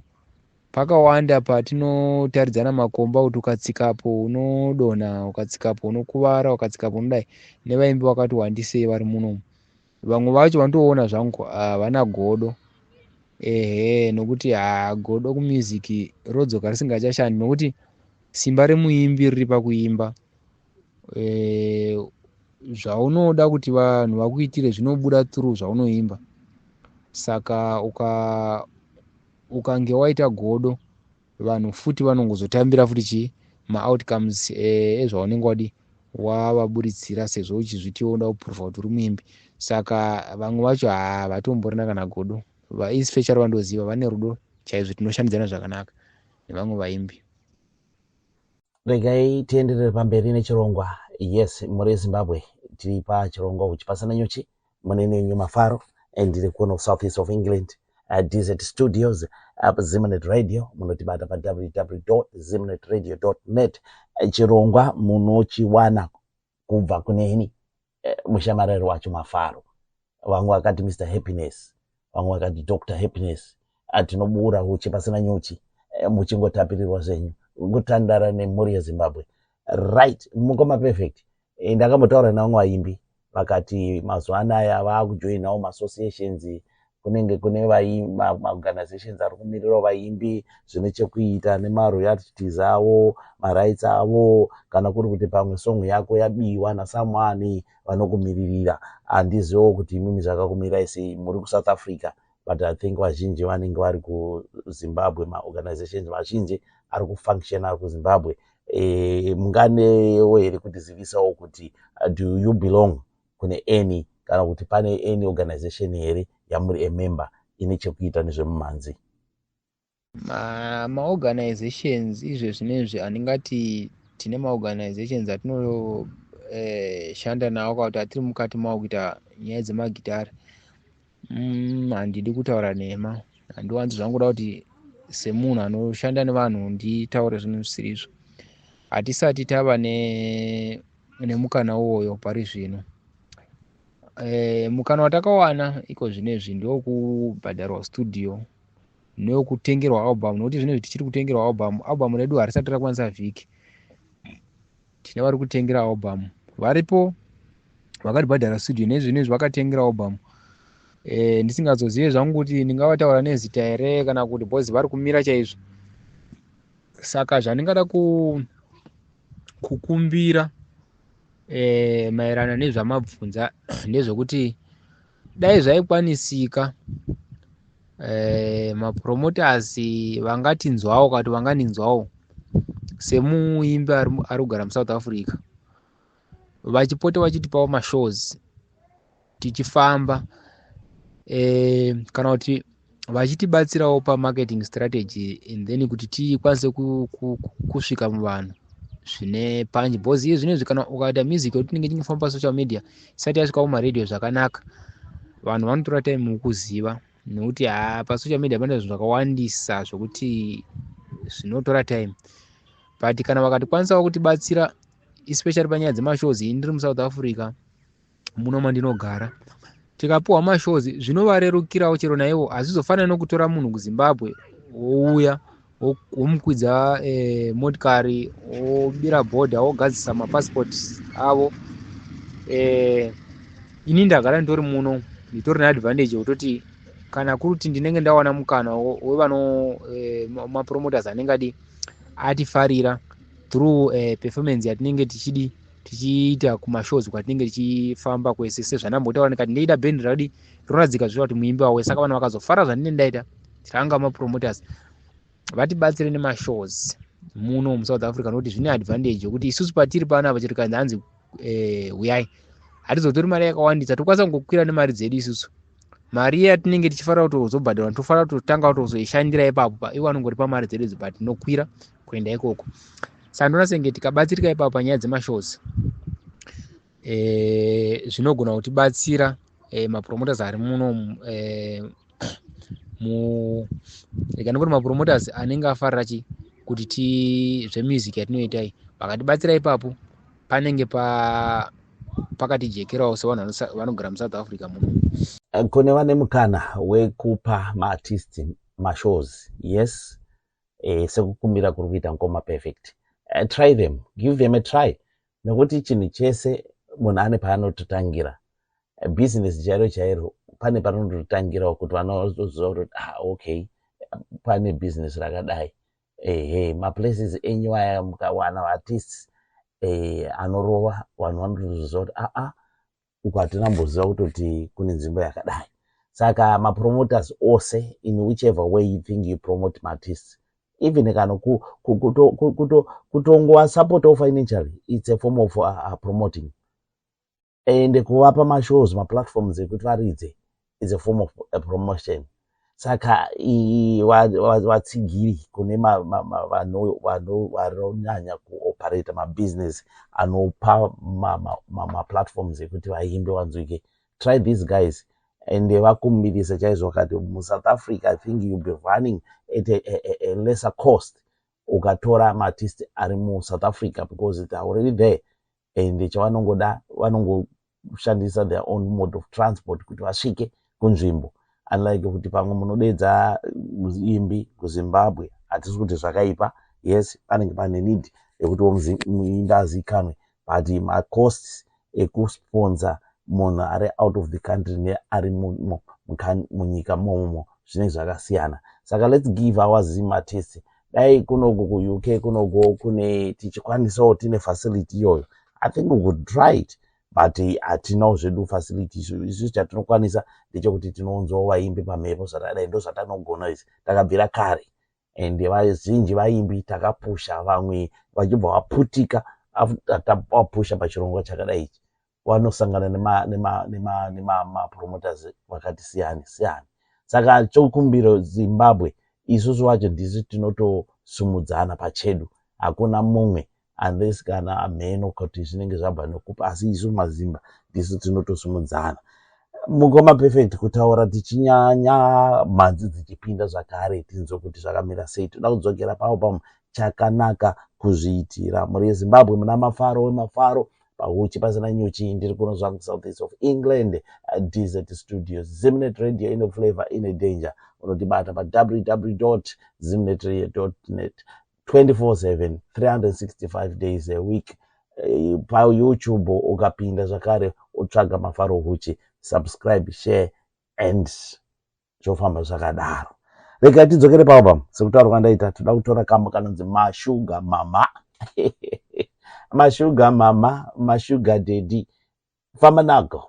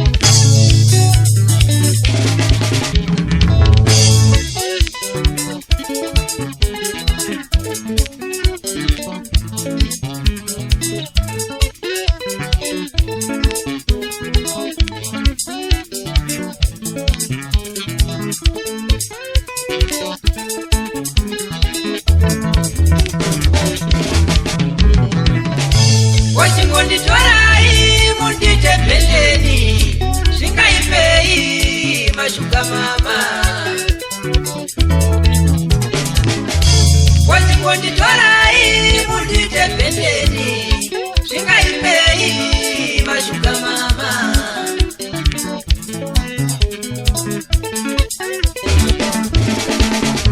Vakadzi makabvira karo chembera maraitsi 50-50 yaunoumukana ukapetwa kaviri.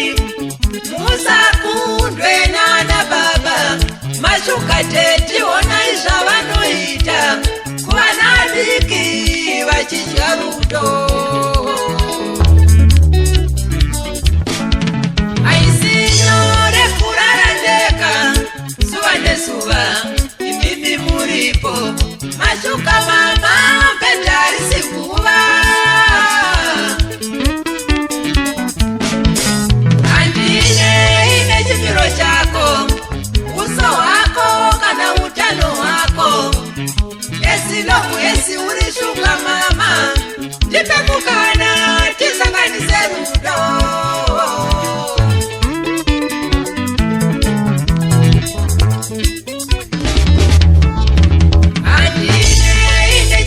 Chako, uso wako kana utano wako.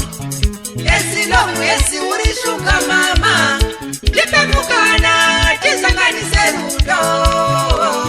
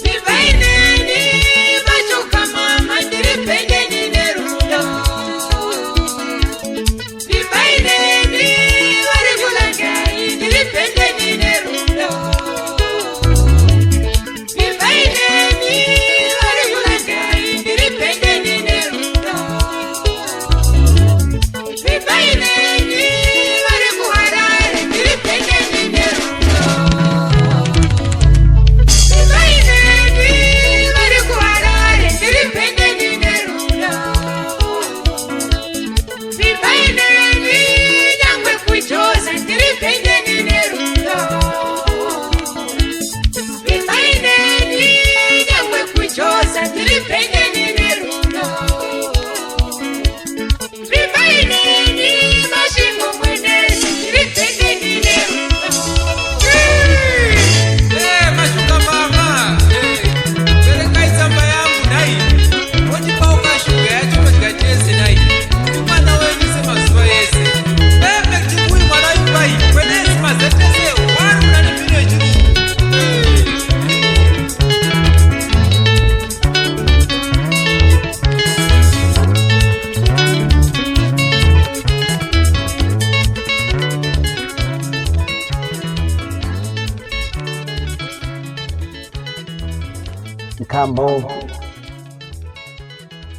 Gambo mashuga mama, yes, kubva paalbum chakanaka kuzviitira mukoma perfect chingui muimbi wati naye King Mwenezi. Makadiko kumwenezi uko makadiko ndambotaura kuti pane mwe muimbi wezwell ndakambokurukura naye anobva kumwenezi kuti kokoko Mwenezi ine vaimbi munogona asi vari base zvawo muSouth Africa tasangana nawo ini ndiri kunoko. Regai nditi album yawo yes patakavabata patakawaziva yanga yane just a week yabuda saka ichiri kupisa naika sekukumbira kwataita vane maplatforms avo ekushare music share zita rikure mapromoters please knock at these guys doors tivape maplatforms ekuti varatidze unyanzvi hwavo ndokutoti zvitofamba. Mwana weZimbabwe anosumudzwa nemwana weZimbabwe, isu tikuitawo pedu zvichiendawo kumberi. Mukoma perfect regai tichitarisaka Manzi ana mashuga mama, chipoko chebhanditi, love yemuzioni, misodzi yengozi, ropa rembwa, tsinga dzeshinda, ndo album ratakatarisana naro iri. Ndoda kuti ndimbokupai kamukana uno mumbotiburitsira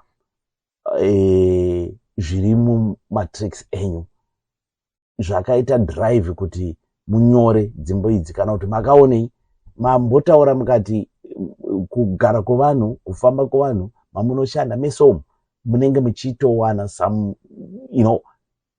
ideas dzinokupai kuti muzobuda nekambo. Saka toda kuti mumbotora nguva inei mumbotitsanangurira pamusoro pematracks ari paalbum iyi.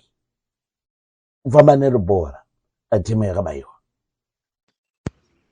Album ratinaro iri album rangu iri rakamira rakadai so. Zita raro rinonzi chakanaka kuzviitira. Mukatotarisa masongs ese aripo ipapo, yokutanga inonzi love yemuzioni, inotsiura vasikana vamwe vokuti kana vakaona inotsiura vasikana nevamwe vafundisiwo vanoshanda nevanhu mumakereke, nekuti vamwe havagoni kuzofambira chinhu hwani chokungononamata chete, vanenge vazoshandisa maziso maviri. Vasikana vanotiwo rimwewo kushoko, rimwewo kuna mufundisi. Saka izvozvo tiri kutsiura ziso rakaita seroro paalbum pasong inonzi love yemuzioni. Then vafundisi onawo vanoshandisa maziso maviri vamwe vacho, nokuti rimwewo vanoparidza then voti rimwewo kuvasikana vomuchechi vachivanyepera-nyeperawo nezvavanongonyepa-nyepawo nazvo vamwe vacho. Saka riri kutsiura pakati pevanhu vanoita seizvozvo, zvinokuti tiri vanhu katinombobatwa nemweya wokudi wokuda zvinhu zvakawanda, tine nyama dzinoda zvinhu zvakawanda, saka tinotsiura ipapo. Ndo song inenge ichinzi love yemuzioni. Saka inenge ichiti vasikana mukasachinja pfungwa munogona kuzotinyadzisawo futi mangwana. Hamuna here zvimwe zvinhu zvamungaita muupenyu hwenyu pane kunyengedzerwa nekeke kuri pamhosva? Nekuti vamwe vafundisi vanogona kuisa munamato wekuti kana iwe ukauya ukazorara kumba kwangu haupedze vhiki usina kuwana basa. Mashoko iwo andiri kutaura ari musong inonzi love yemuzioni. Then after that tine second one inonzi chipoko chebhanditi. Chipoko chebhanditi yaitsiura vana mukurarama umu, nokuti ndiye musikana akasungisa sekuru vake, hanzvadzi yamai vake, achiti iye ndabatwa chibharo. Nyamba anga asina kubatwa chibharo, anga angobatwa iye nepfungwa changa chamubata ipfungwa dzokubvisa sekuru pamba, iye anga asina kubatwa chibharo. Saka yanga iri yekutsiura kuti no, vaberekera here vana vachikura muchipota muchivatengerawo zvidhori,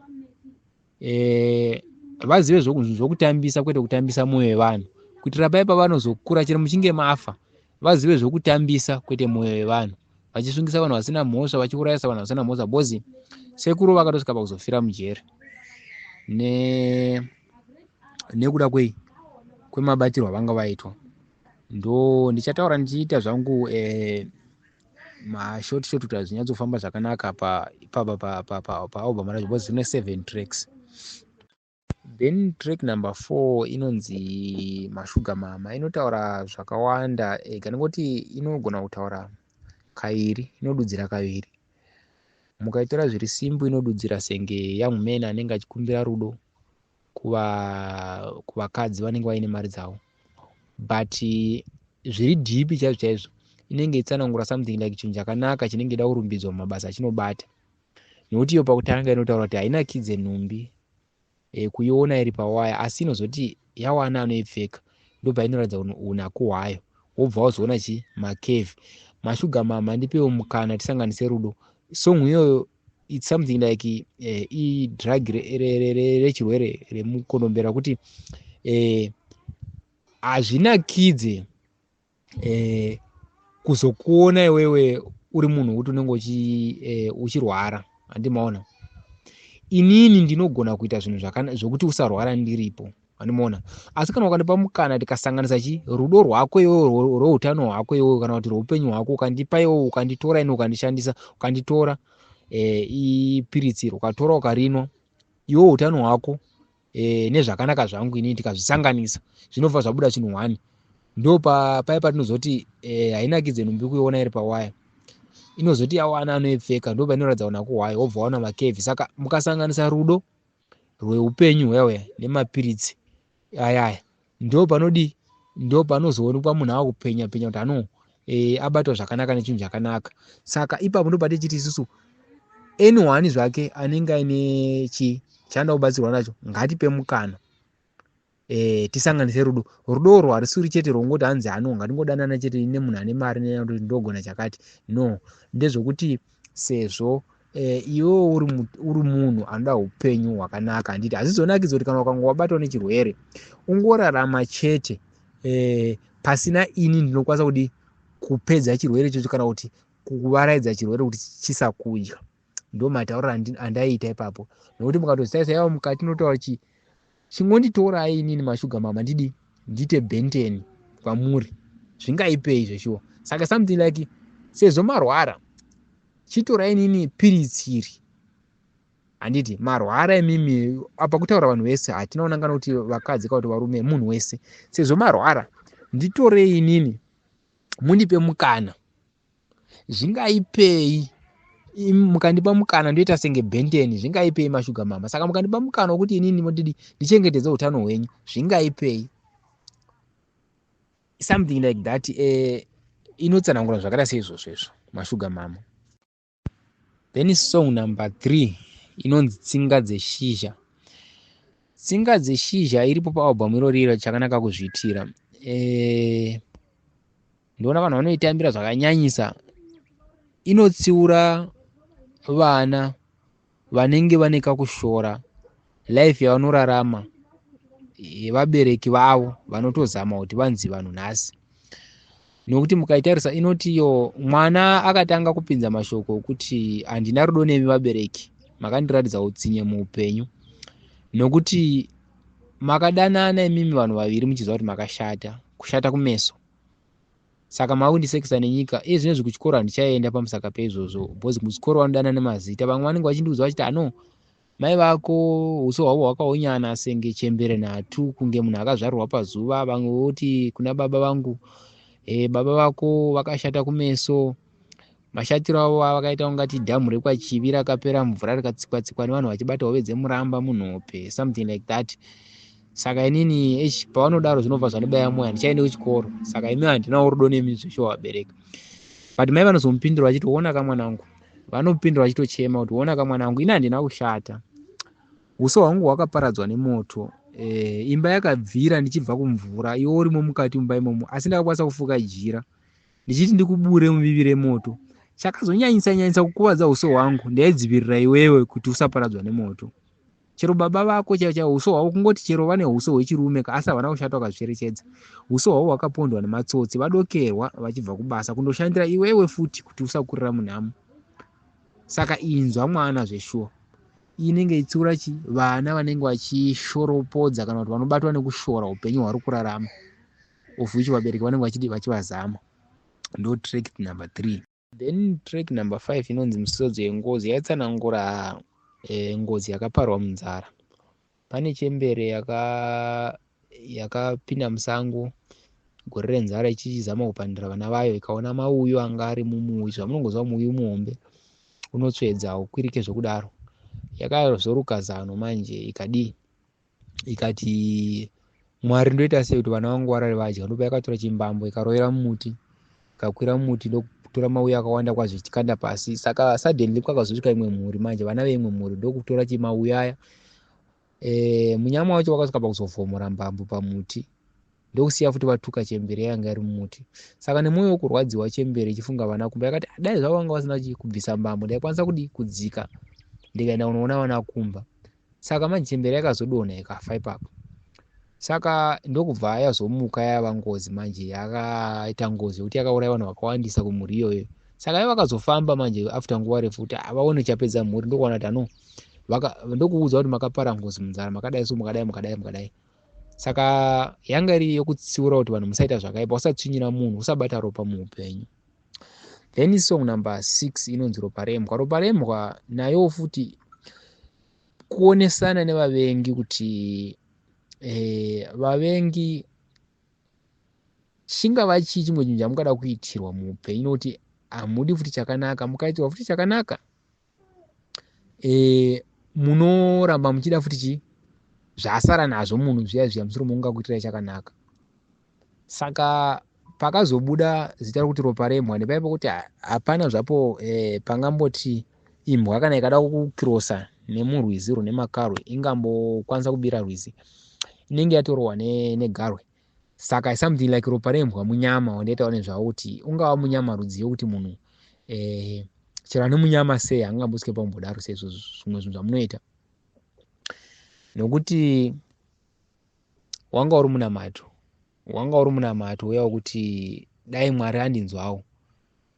Asi kana kuri kuti Mwari ndimi makandipa nzira yekuti ndichafa ndisina chinhu, shoko renyu zveshuwa ngaringopenyawo, ngaripenye shoko renyu, ndo mataura ndasongo yacho. Saka inzwai vavengi, ini ndazvipira kuita zvido zvenyu pasina kumanikidzwa. Kana kuti Mwari akati tinini ndife ndisina chinhu, shoko raMwari richapenya. Saka chero mukandiseka mukandidii muchiti ndichafa ndisina mota, inini yangu mota inouya musi wandichafa. Muchida musingadi mese muchataura kuti mota yechitunha yasvika. Saka ndo zvinenge itaura song ropa rembwa. Then tozoenda pasong number 7 inonzi mainhana. Iyo yakanga iri yokuappreciata kumukadzi anonzwisisa, munhu anonzwisisa kuti zveshuwa ndoshuwa ndingakuitira chii muupenyu hwangu, nokuti wakandida ndisina chinhu. Ndikati uri mutorwa ndindatoresa bhozi, ndikati asa mamwe mabatirwo atinoitwa kana ruro ratinopiwa nehama ruri pasi dhani rwainaro, ndikabayiwa anorwadzwa futi ndiwe, ndikaitirwa chipi mushupiki ndiwe. Saka kune vamwe vasina ukama nesu asi dziri hama, asi iwe uri mutorwa atori neukama neni. Zvisho ndoshuwa ndingakutsanangura sei kwakuri kuappreciata mukadzi anobata vanhu zvakanaka, zvokuti chero tingava tagumburana haukwanisi kukwidza voice. Chinhu chaungatokwidza pauri chaunoona chiri easy kwauri kuchikwidza isketi unoikwidza. Saka yanga iri yokuappreciata hunhu hwemukadzi, mukadzi anonzwe munhu chaichai. Ndosongwe yekupedzisira paalbum irori. Saka ndo mashandiro andakaita paalbum irori. Mhuri yeZimbabwe, dzokororo ine simba, tikuramba chikuyeuchidzai kuti pachirongwa chanhasi tina mukoma perfect, nekuti vazhinji tikuziva kuti muri kutibatira pakati, hamuziziva zviri kuenda nokupi zvabva nokupi. Tatanga kwatatangira, takufamba kuda kusvika kwokupera kwechirongwa. Tina album yavo yakanzi chakanaka kuzviitira, ine 7 tracks.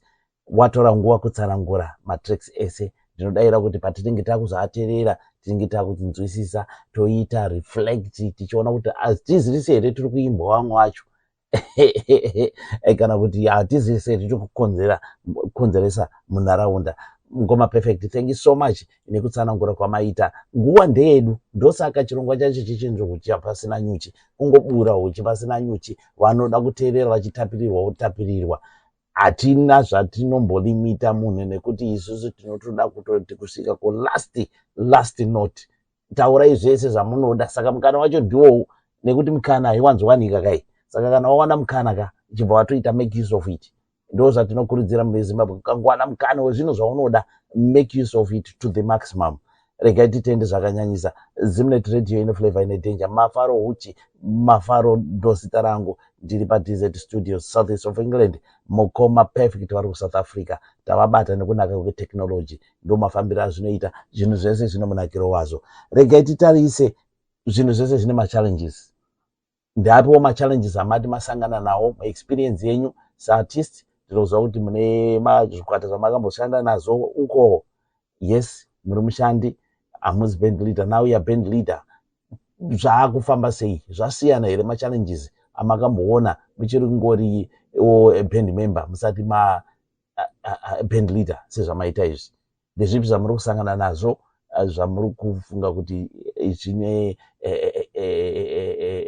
impact or zvine effect pakuita basa renyu kuti ribude zvakanaka? Machallenges atinosangana nawo parwendo rwemusic, inini zvangu ndichitarisa kusaidhira, ndakatarisa kuti dambudziko rinonyanya kundiremera, matambudziko anonyanya kundiremera akamira akadai so. Ndombotanga nemari dzekustudio. Unozowana kuti mastudio anokwira nguva nenguva uchida kuti urekode mhanzi. Zvinogona kuzokudyira time nekuti mamwe masongs aunenge waimba anenge aitoenderana nesituation yamunenge makatarisana nayo. Saka unozomabudisa nguva yapera, zvokuti kana ukamabudisa nguva yacho iyoyo iripo nenyaya kuti unongowana mukana wekubhadhara mari dzacho dzekustudio nokubhadhara vanhu vanenge washandidzana navo. Zvinozopa mukana kuti vanhu vakuziva kuti ningiwe ndiye akabudisa song iyi so nokuti zvinenge zvarira in time. Pazvinenge zvichipisa ndo pazvinenge zvarirawo ipapo. Saka tinowanikwa tichisangana dambudziko iroro renyaya dzemari dzekustudio. Secondly, kunyaya yemashows, tikaona vanoripawo mukana wekuti mashows ekuti performe, zvinova zvinhu zvinotibatsira pakuti hatizofiwo nenzara. Tinokwanisa kuti kubatsirika zvakanyanyisa nokuti zvinova zvinhu zvokuti inini zvangu semuimbi zvandinoshuvira kuita, kuti ndinzi ndapiwa basa nemapromoters kana kuti nemasponsors vanenge vakwanisawo zvedu kutiwanira pokushanda, kutoshanda kwacho kwanenge ndichira kuchoshandira vanhu chiita mashows, ndo kushanda kwanenge kumbira kudai ndakwanisa kubatsirwa ipapo kuti each and every weekend ndikakwanisa kusarara tichiita mashows, and then ndokwanisa kuwana sponsorship yekuti vanenge vaimbotibatsirawo nezvimwe zvinhu zvokupfeka nekuti shambadzirawo music yedu kuti vanhu vazive, nokuti vanhu vanotouya kumusic kana kuti promoter azoite loss muchiro munge munhu ari kushanda naye kana kuti muimbi ari kushanda naye azikanwa nevanhu. Vanhu vanotouya nehowandi zvokuti sometimes kana ukaita munhu wekuti waita zita unotozoshuva kuti chero ndiofewa mari yakati wandei dai ndatora gedhi nditori inini nokuda kwecrowd. Saka zvinova zvinhu zvokuti kana tikakwanisa kuwana mukana wekupuhwa mashows nokushambadzirwa music yedu, zvinova zvinhu zvotibatsira kwazvo sevaimbi. And then chechitatu, inini zvangu chandinoda ndechekuisirwa music yedu kunhepfenyuro, especially Radio Zimbabwe, kuti ikwanise kupota ichirira nguva nenguva kuti vanhu vatizive, tichipindawo pese panenge pachipindwa pachiitwa makwikwi, nokuti sometimes tinotoita zvinhu zvaunonyatsoona kuti izvi zvinenge zviri nani, asi zvokuzoshaiswa mukana wekuti zvirire pamhepo nenyaya kuti kunenge uchidwa futi mari. Saka challenge hombe inyaya yemari nemukana wokushanda, ndo challenge hombe imwe yatinosangana nayo kunyaya dzemusic, rwendo rwemusic. Ndo zvangu machallenge matatu andosangana nawo: mari dzekustudio, kuwanawo mashows nguva yatinoti weekend, and then nekushambadzirwa music yedu kuisiwa kumanhefenyuro anenge achida kutanga kwaregistrwa kuchiiswa dzimari something like that. Ndo inini machallenges andowanzawo mamwewo ayo zvawo anenge aizogadzisikawo ukabatsirwa pakuru padikiwo unozokavhawo magap mushure monge zvava nyore manje bhozi pahombe vanenge vabatsira. Ndo machallenges atinosangana nawo andataura. Muri yeZimbabwe muri kungozvinzwira mega machallenges ari kusangana newaimbi wedu. Mukoma Perfect mumwe wevaimbi vandataura nawo panhephenyuro panapa vakati one day varongotaura the same thing. Saka kana tichizonzwa mhanzi dzabuda uko vanongokwanisawo zvavo kuappreciata, but vazhinji manje artist mazhinji vanoita nyaya yemusic nerudo kuda music, and some of them vamwe mukutaura navo vanenge vachiti yes of course tinenge tichizotarisirawo kuwana something out of it, but zvinhu zvachona is out of love, nokuti ndo chipo chavakapuwa naMwari, and vanotoparidza vanototsiura nekuimba. Asi isusu sevanhu vanoziva kuti it takes an effort, and in all arrangements preparations dzese money ngatingowanawo patinokwanisa kuappreciata vaimbi vedu in cash and kind. And ndichikumbirisawo kumapromoters, please let's give these guys maplatforms ekuti vauye vamboita showcase matalents avo, vapeiwo nguva. Munogona kuzoona zvimwe zvinhu zvinoitwa naMwari zvinoshamisa kuti zvamunenge muchiitawo zvinoblesswa nekuti mapa vakomanawo maplatform ekuti vaite showcase matalents avo. Tinoramba tichingotenda Mwari nekuti ndo vanotigonesa pane zvese. Ngoma Perfect musanete, press on. Isusu hatineti patakazvitangawo zvatiri kuita izvi. Yes, tine machallenges vatinosangana nazo, but nekuopena platform yekuti vaimbi vauya vachikurukura, tichikurukura nawo panapa, pane patatosvitswawo naMwari, pane zvatiri kutoblesswawo naMwari, because I'm taking maartist vangu vasingatombozikanwa kuti vari kubva nekupi. I remember ndichitaura noumwe muimbi wekuande uko akatotaura kuti Mukoma Mafaro mandiona sei, mandinzwa nani, mandizwa nani. From there zvinhu zvake zvakatoputika, inowo zvangu zvabva zvatoputika, andimugona. Saka muri Zimbabwe pachedu ngatisimudzane isusu. Right, Mukoma Perfect. Nyaya iri panapa manje, mhanzi vane vari kuda mhanzi ma-OG, because dzine dzinenge dzapa YouTube idzi yes dzinenge dzazoconvertwa ma-MP4, sometimes quality of sound inoitwa distorted and all the stuff. Udzai kavateereri nevatsigiri kuti mhanzi dzenyu dzokwanika kupi. Music yangu inini izvo zvinezvi inowanikwa paYouTube, tinokanda paYouTube, but ndisingazonyatsoziva zvangu semunhu ari kuita. Ndikunzwa vamwe vaiti hanzi kana vakaisecha paYouTube vaunoiona, but pavanenge vakuzotarisa kumamwe maplatforms avanenge vada kudownload haisiri kubudikira, but vamwe zvovaitira nyore kuiwana. Ndisingazonyatsoziva zvangu kuti zvinenge zvichida chii kuti tikaisa paYouTube and then yobva yangopublishika kuna everyone, and then yobuda pa every platform inenge yasechwa nemunhu besides paYouTube chete. Saka music yangu zvinezvi tikabudisa maalbum tinoisa paYouTube, iripo channel yedu yepaYouTube yakanzi Perfect Chingui, and then chero nepaFacebook page tinongoshandisa zita rimwe chete iroro ndoratinoshandisa. Saka ndo panowanikwa music yedu paYouTube izvo zvinezvi. Kune vasina vanoiwana ipapo, but vanoziva zvavo maitiro ekuti kana ukasvika ipapo ukaiwana paYouTube ukaishaya kumwe kwaunenge unoda kuenda ikoko, ukatora link yesong yaenda kudownloada kana kuti link yealbum kana kuti link yechannel ukaenda naye zvakaita kunana Vidmate kuside uko, inosvika ichikubatsira kuti masongs aya abude wodownloada ipapo. Saka music yedu zvinezvi inowanikwa paYouTube, ndo painowanikwa, ndo patinoisa. Channel yacho chiri kukurawo zvayo, tichiri kukura, tiri vana vadiki, tiri kukura, tinotoshuira kuda ita kukurawo zvakanaka, tikakwanisa kuwana futi dzimwe njere dzokuramba tichiimbawo zvinofadza vanhu. Saka ndo panowanikwa music yedu paYouTube pari zvinezvi kune vese vanotarisira zvakudi kuda kutiteererawo ndo painowanikwa izvo zvinezvi. Yes, mazita nekutsanangura zvakanaka, manzi dzimwe dzacho ka ndibate inini ka mandibata ndokupai namba yamukoma perfect movaisirawo mbichana direct to him kwete kuisa kwandiri unless mukoma perfect pamwe network inogona kunetsa mukange mavaisira wakanditi mukoma Mafaro isirai muchinda uyu manzi I can do that. Ndo zvatiri kuda kuti tiwane maOG nekuti dzimwe manzi dzimwe zotorwa dzinenge dzachinjwa format but ukanyatsobata iri OG chaichaiyo ukaplaya pamushina muhombo nokubuditsira sound unonyatsonzwa kuti panapa pane quality of music. Saka ngatitsvage maOG direct kubva kune maartist. Aiwa tinotenda. Right, panapa ndaita vateereri ndine vateereri vairi vandada kuti ndiitire favor panapa. Ndina mukoma Chamela, boss Chamela Zambuko. Yes, vari kutibata vari paEgypt apa. Right, ndina mukoma Reason Murungweni vari kutibata vari paOzi apa.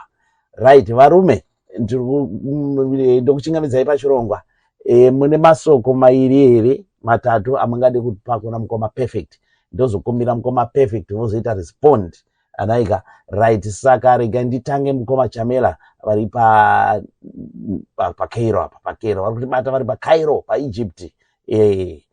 Tozoenda kuna mukoma Murungweni Reason vari paAustralia.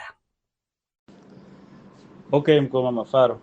Aiwa, I'm happy kuti ndiwanawo panguva yekutaura nemukomana Perfect Chinguwe inoitwa Chamunoda Zambuko kana kuti mukoma Post Chamela. I think iye Perfect anondiziva Sterek, ndiri mumwe wavanhu vanofarira sungura. Aiwa, ndiri right, I'm listening from Cairo, ndiri paEgypt. Aiwa, mufana uyu actually ane chipo chakanakisa Sterek and ndafarira chinhu chiwani chaaita because aimprove very significantly. Album iri I think nderechipiri or rechitatu but ndanyatsoona kuti pane machanges and machanges iwayo akonzerwa nekuti munhu anotiteerera achitaura tinowanzocriticize music yake echimudza zvokutaura zvokuimba zvaanofanira kuita and ndo zvaakaita exactly. Saka iko zvine zaiwa hai ndangomuti iwo Perfect Chinguwe wasvika pamukana wokuridza zvinhu zvinofarirwa nevanhu. Saka chaakudiwa iko zvino chekuti chiramba uchiengeja vanhu uchitaura nevanhu then uchiisa music yako kuvanhu through all those social media platforms dzakugara uchiisa then ramba futi uchingoita regular kubudisa masongs kuti vanhu vakujaire nekuti iko zvinezvi kuti ukwanise kuzivikanwa ramba uchibudisa nziyo. Ukaziva ukagona kubudisa nziyo so regular vanhu vanopedzisira vakuziva manje unenge wati gogogoi wapinda mukati then wochinyatsoperfecta zvinhu zvako but otherwise ndikunzwa kufara Sterek. Aiwa DJ Mafaro maita zvakanaka, mandipa mukana maita zvakanaka, ndanzwa kufara zvikuru kuti muri kusapota vafana vedu vechidika ndo vachave making of sunguras edu mangwana. Aiwa ini zvinhu zvese zvakarongeka ndinotenda. Aiwa ndinotenda sandaenda tenge mukazondiroverowo imwe inonzi mainhana yaPerfect Chinguwe mainhana. Aiwa ndinoida zvisingaiti mainhana. Aiwa inondisipaka. Aiwa thanks so much. Ramba wakadaro kufana Perfect. Pamusoro yemukoma Mafaro inini ndinonzi Reason Murungweni.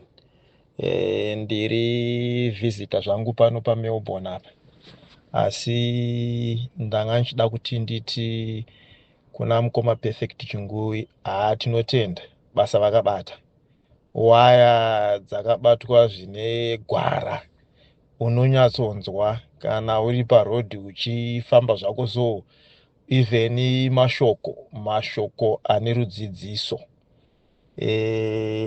ane zvinhu zvaunofunda muupenyu kutoona kuti so iyi nyaya yekutaurwa iyi pari kubatwa nyaya dzezvinhu zvinoitika muupenyu hwevanhu. Vanhu vanoda kuita utsinye nekuda kwokungondwa kungovenga munhu wozoona kuti munhu atopinda matambudziko wakonzeresa iye apinda matambudziko aisa munhu upenyu hwake pakaipa nekuda kweutsinye chete. Aiwa dzidziso iripo. Pandingangodawo zvangu kuti dai mukoma vamboti tarisei pakuti pane mamwe mashoko arimo mune 1 or 2 songs ekuti dzimbo dzonakidza zvekuti but masongs iwo anozotinetsei kuti tiite recommend kuvanyarikani kuti chimbonzwa munhu uyu munhu anogona saka kuti azonzwa mamwe mashoko anenge arimo manje zvoita sekunge iwewe ndo zvaunoita sei zvaunotaurawo. But apart from that dai vakangoti tarisei havo ipapo ndoziva kuti majokes anoitika pane mamwe majokes atinoita ndinofungidzira kuti kumashows uko anenge akanaka, but kana akuzoenda parecording dzekuti vanhu vanonzwa vakatandara hauzoziva kuti pakatandarwa pana nani. Kutandara kwatinoita totandara nevanhu vakati siyane vanyarikani nechi, saka dzimwe dzenguva ndo paunozoti uri kunakidzwa manje nemuimbi but wakunyara kuti uisechi song inokunakidza because paita mumwe munyarikani waunenge usingadi kuti unge uchinge uri pamashoko anobuda ipapo. Ndingangoti ndipapo, asi overall aiwa mukoma vari mudirection chairo ese masongs avo. Inini zvangu pachangu takatambira zvakanaka.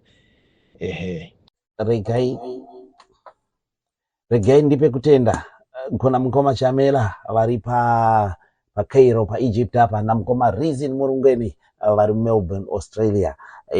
Kaka natakutaura zvemhanzi nevatsigiri vemumhanzi varume ava havashaikwa ava.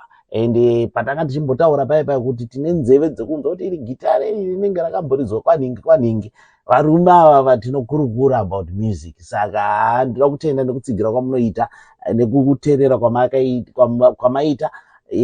Chirongwa kana chazopa pa YouTube, please try to help to share and spread the message, the word kuti kune muchinda anonzi Perfect Chungui. Right, sekukumbira kwaita mukoma Perfect ndikuda kuti muite respond naika kune zvakumbirwa nevatsigiri kana kuti nditi nemasupporters enyu and vanosapotawo futi chirongwa chinechi and vandinofamba nawo kunze uko kuseri uko mongoita respond to their words, then muchipedza respond yenyu ndinoda kuti ndibva ndarova kambo kanonzi Mainana akakumbirwa namukoma Chamela, Boss Chamela. Zviri sei chirau mukoma Perfect, take up the mic mutipe respond yenyu kune masoko ataurwa nevarume vaviri ava.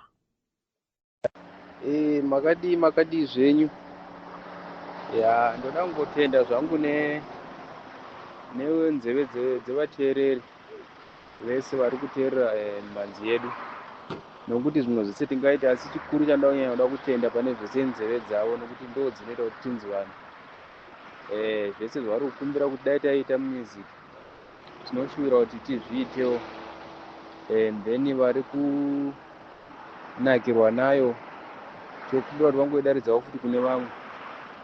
And then ndoda kuti ndimenshene some points yekuti kana kuti pane panenge pasinganyatsokuita zvakanaka vapanyatsokupa menshena straight, vapanongedze zvestraight kuti gozonyatsoziva nokuti haisitiri vana kwavo chacho. Music toitira vanhu, ndo vatinoitira, saka ndo zvandoda kuti ndingotenda zvangu nazvo otherwise zvese bo. Regai nditende vatipa masoko mukoma Chamela na mukoma Reason. Thank you so much, mabosida. Right, mukoma Perfect, thank you for your response as well. Saka ndizvozvo, it's work in progress, tinoramba tichifamba takadaro. Sekumbira kwaita Boss Chamela avari paCairo apa paEgypt, rega titore kambo kanonzi Mainana angatizoramba tichifarirana mudzimba umu. Mainana babanana akambo kubva paupo muchakanaka kuzviitira tikubva kune guest artist wedu mukoma Perfect Chingui Gwenezi King King Gwenezi ndokumusha sevari muSouth Africa zvavo muneniwo mafaro ndiri kuno kuzangu South East of England. Ngatifambe nako kambo Mainana mudariro.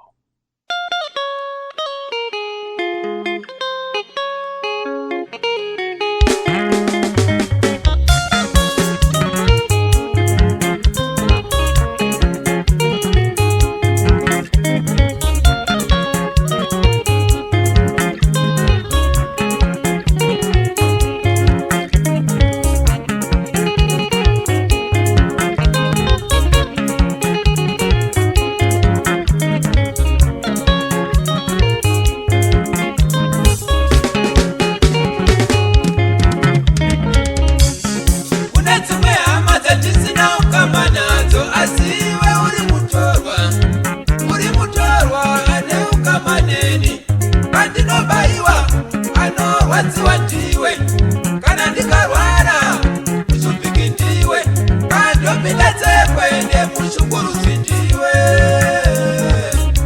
Mandela ndinokuda Matuwe une rudo Mandela ndinokuda Mai mwana une rudo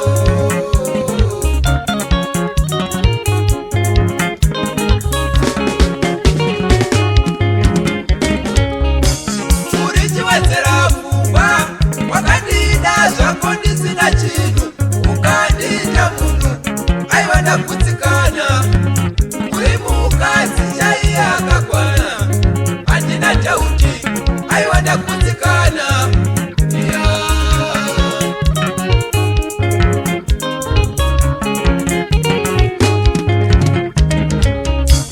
aundindire mari wakabheja une nzara yekupfuma uri muwanano hauna nzara yekuda wakapfuma kare kwata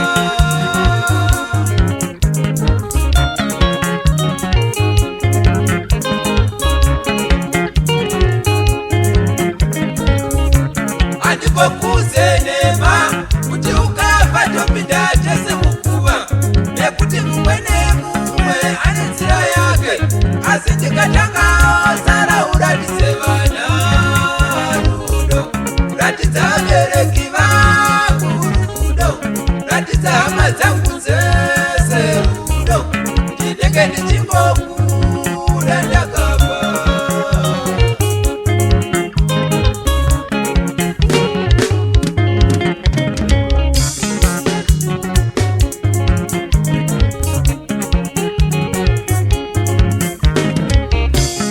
takakomborerwa kare uchatave nawo vana tave navo ngatidanane kusvika rufu rwati zvakwana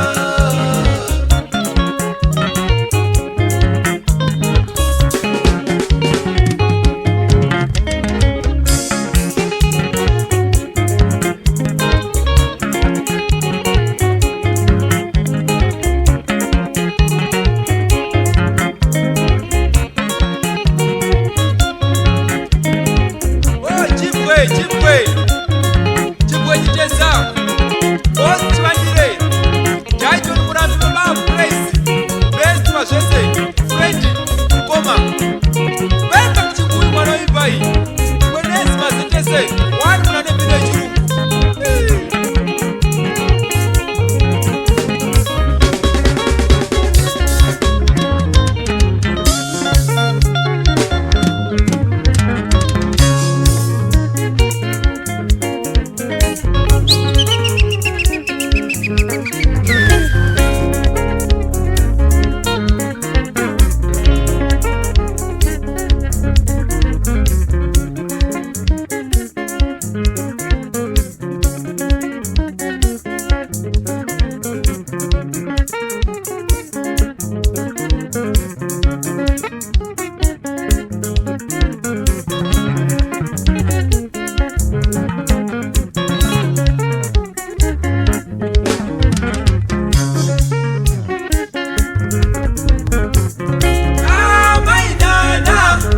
kana ndikafa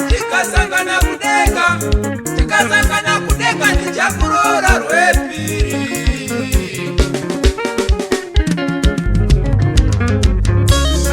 mainana kana ndikafa tikasangana kudenga ndichakurora rwepiri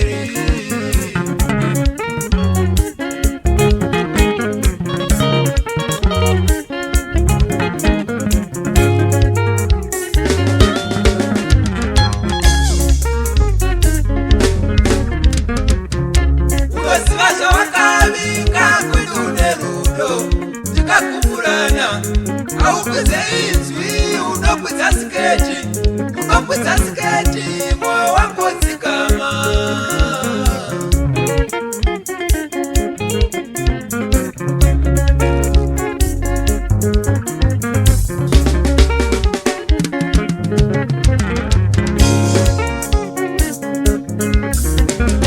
Borenia wakaratidza rudo ndikadya namambo ukati ndeti itisai Ruthi musikana wokuchechi ane dzungu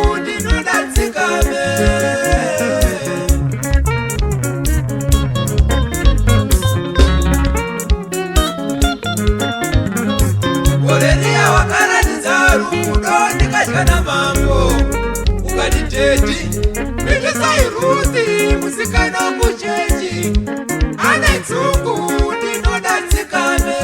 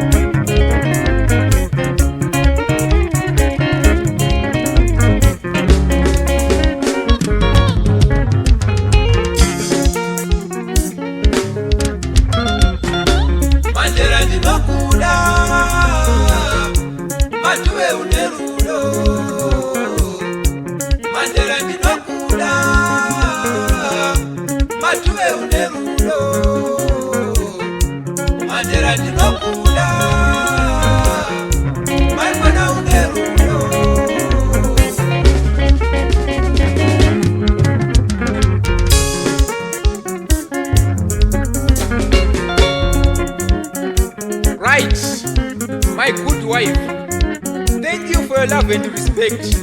It means the world to me. I am so grateful for your support and encouragement. Your love makes me feel like the luckiest man. Thank you for being such a wonderful wife. Thank you. I want to thank you. I thank your parents too. Thank you, thank you. I love you. Don't perfect chingui mwana wimbai. Mwenezi mazete say wani unane video chirungu.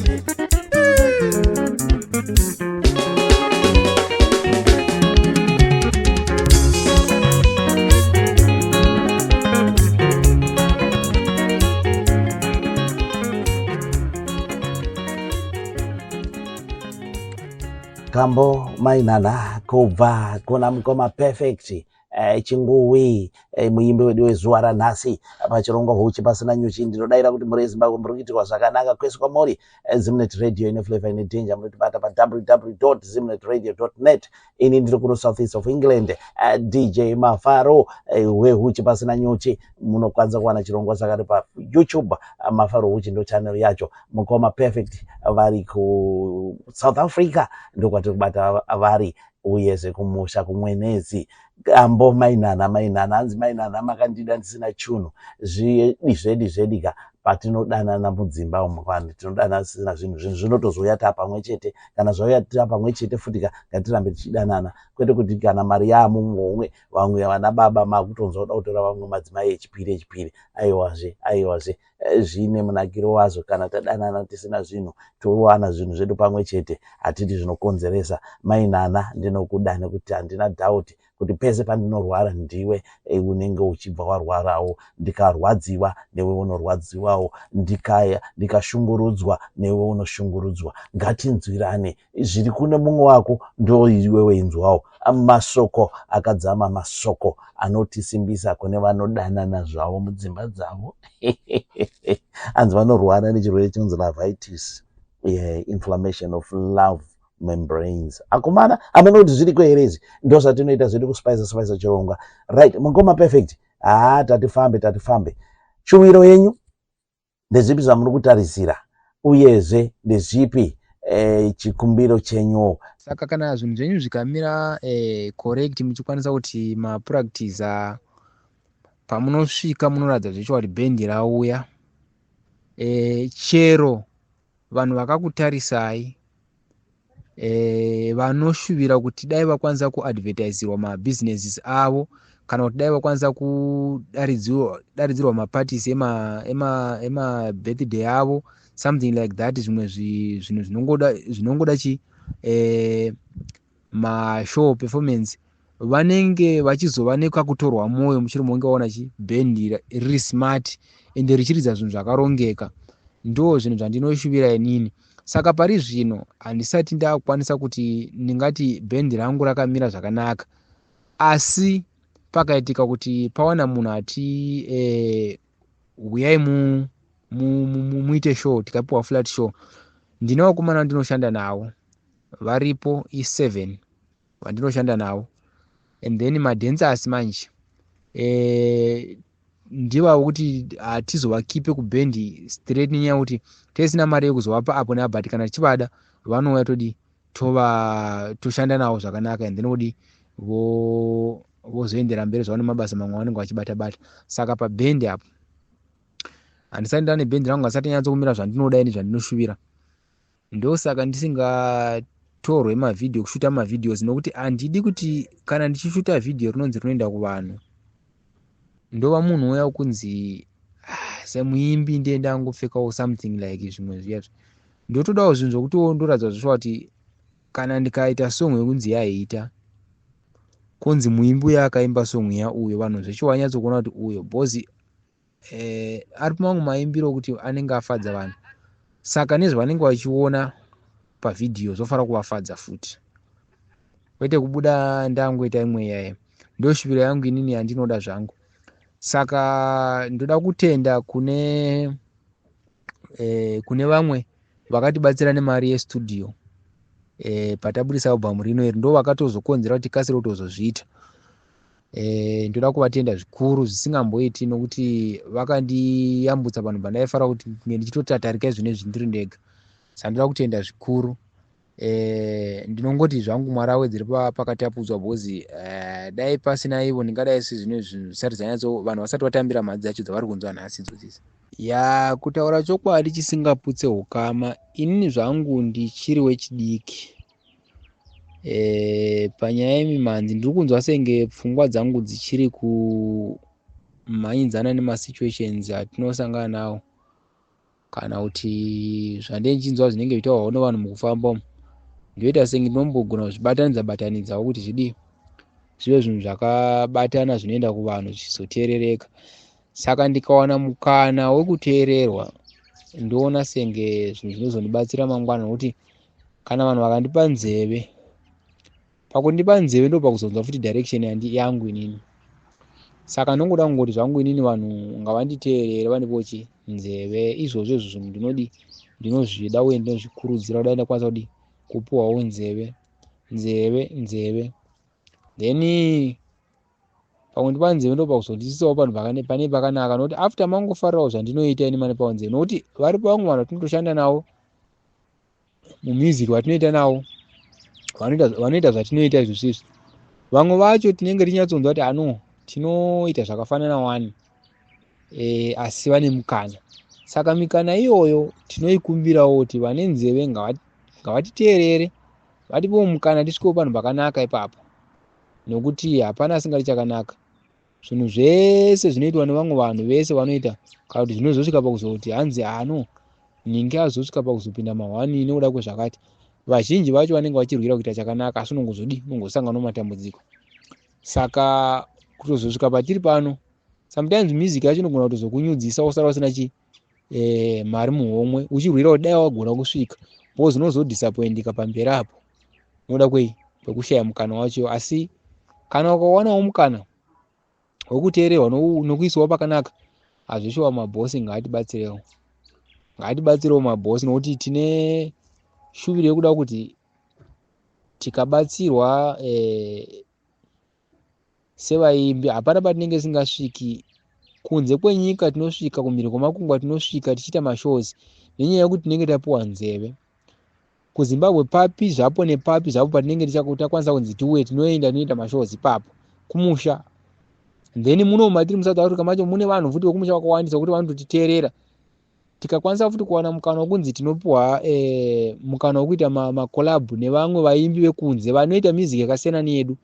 Sezvanambotaura zviyazvo ndikati inini pfungwa dzangu ndichiri wechidiki ka, pfungwa dzangu dzinokasira kuita zvinhu zvinodi zvanenge nyanzona zvinodiwa chero ndisingaimbi imwe musambo asi ndikakwanisa kunzi ndifichane nemumwe muimba kuita collab nomumwe muimba anoimba musambo wakati ndinoita. Ndinotova nezvimwe zvakawanda mamwe masongs akawanda ndinotoimba asi nezvemumwe musambo yandinoshanda naye yakata sesungura andinotoita. 2019 ndakaita imwe single inonzi South Africa's number 1 yakaita senge reggae, so ndaida kuita something like reggae zvaimboita Lucky Dube achiri mupenyu, but inoda kuti vanhu manje reggae inozobhadhara kana ikanga yanyatsokuitwa zvakanaka chaizvo in the way yainofanira kunge iri. Saka vamwe vanhu vanozodiscourage manje, vamwe vanhu vakazoti reggae haichanyatsobhadhara mazuva ano inenge ida kupi. Saka unozodzokera kumashure womira panzvimbo chaipo. Saka ini zvangu semunhuwo zvangu agara anotamba sungura anofara sungura ndangozoramba ndakatsika pasungura ipapo. Single ina ndatomboisiya 2019 ndakaita ndikatoita nevidhio racho riripo paYouTube inonzi South Africa's number 1. Saka tinoda rubatsiro, ndo zvimwe zvandingada kusadzisa. Mukoma perfect. Yes. Muimbi wedu watinaye mukati mezuva ranhasi. Yes, pachirongwa uchi pasina nyuchi. Ko ndizvozvo kako South Africa kuti sei. Regai nditi mukoma mazomhanya makutanga kutenda vanhu. Mimi foot.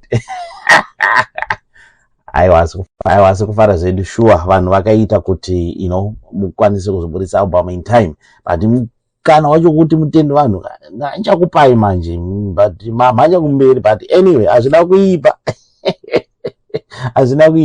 Mukoma perfect. Inini dai muri kumboona smile yangu kufara kwandaita ende interview yedu yafamba zvakanaka. Vateereri vari kunze nevachateerera I'm sure they will also echo the same sentiments kuti tafamba zvakanaka.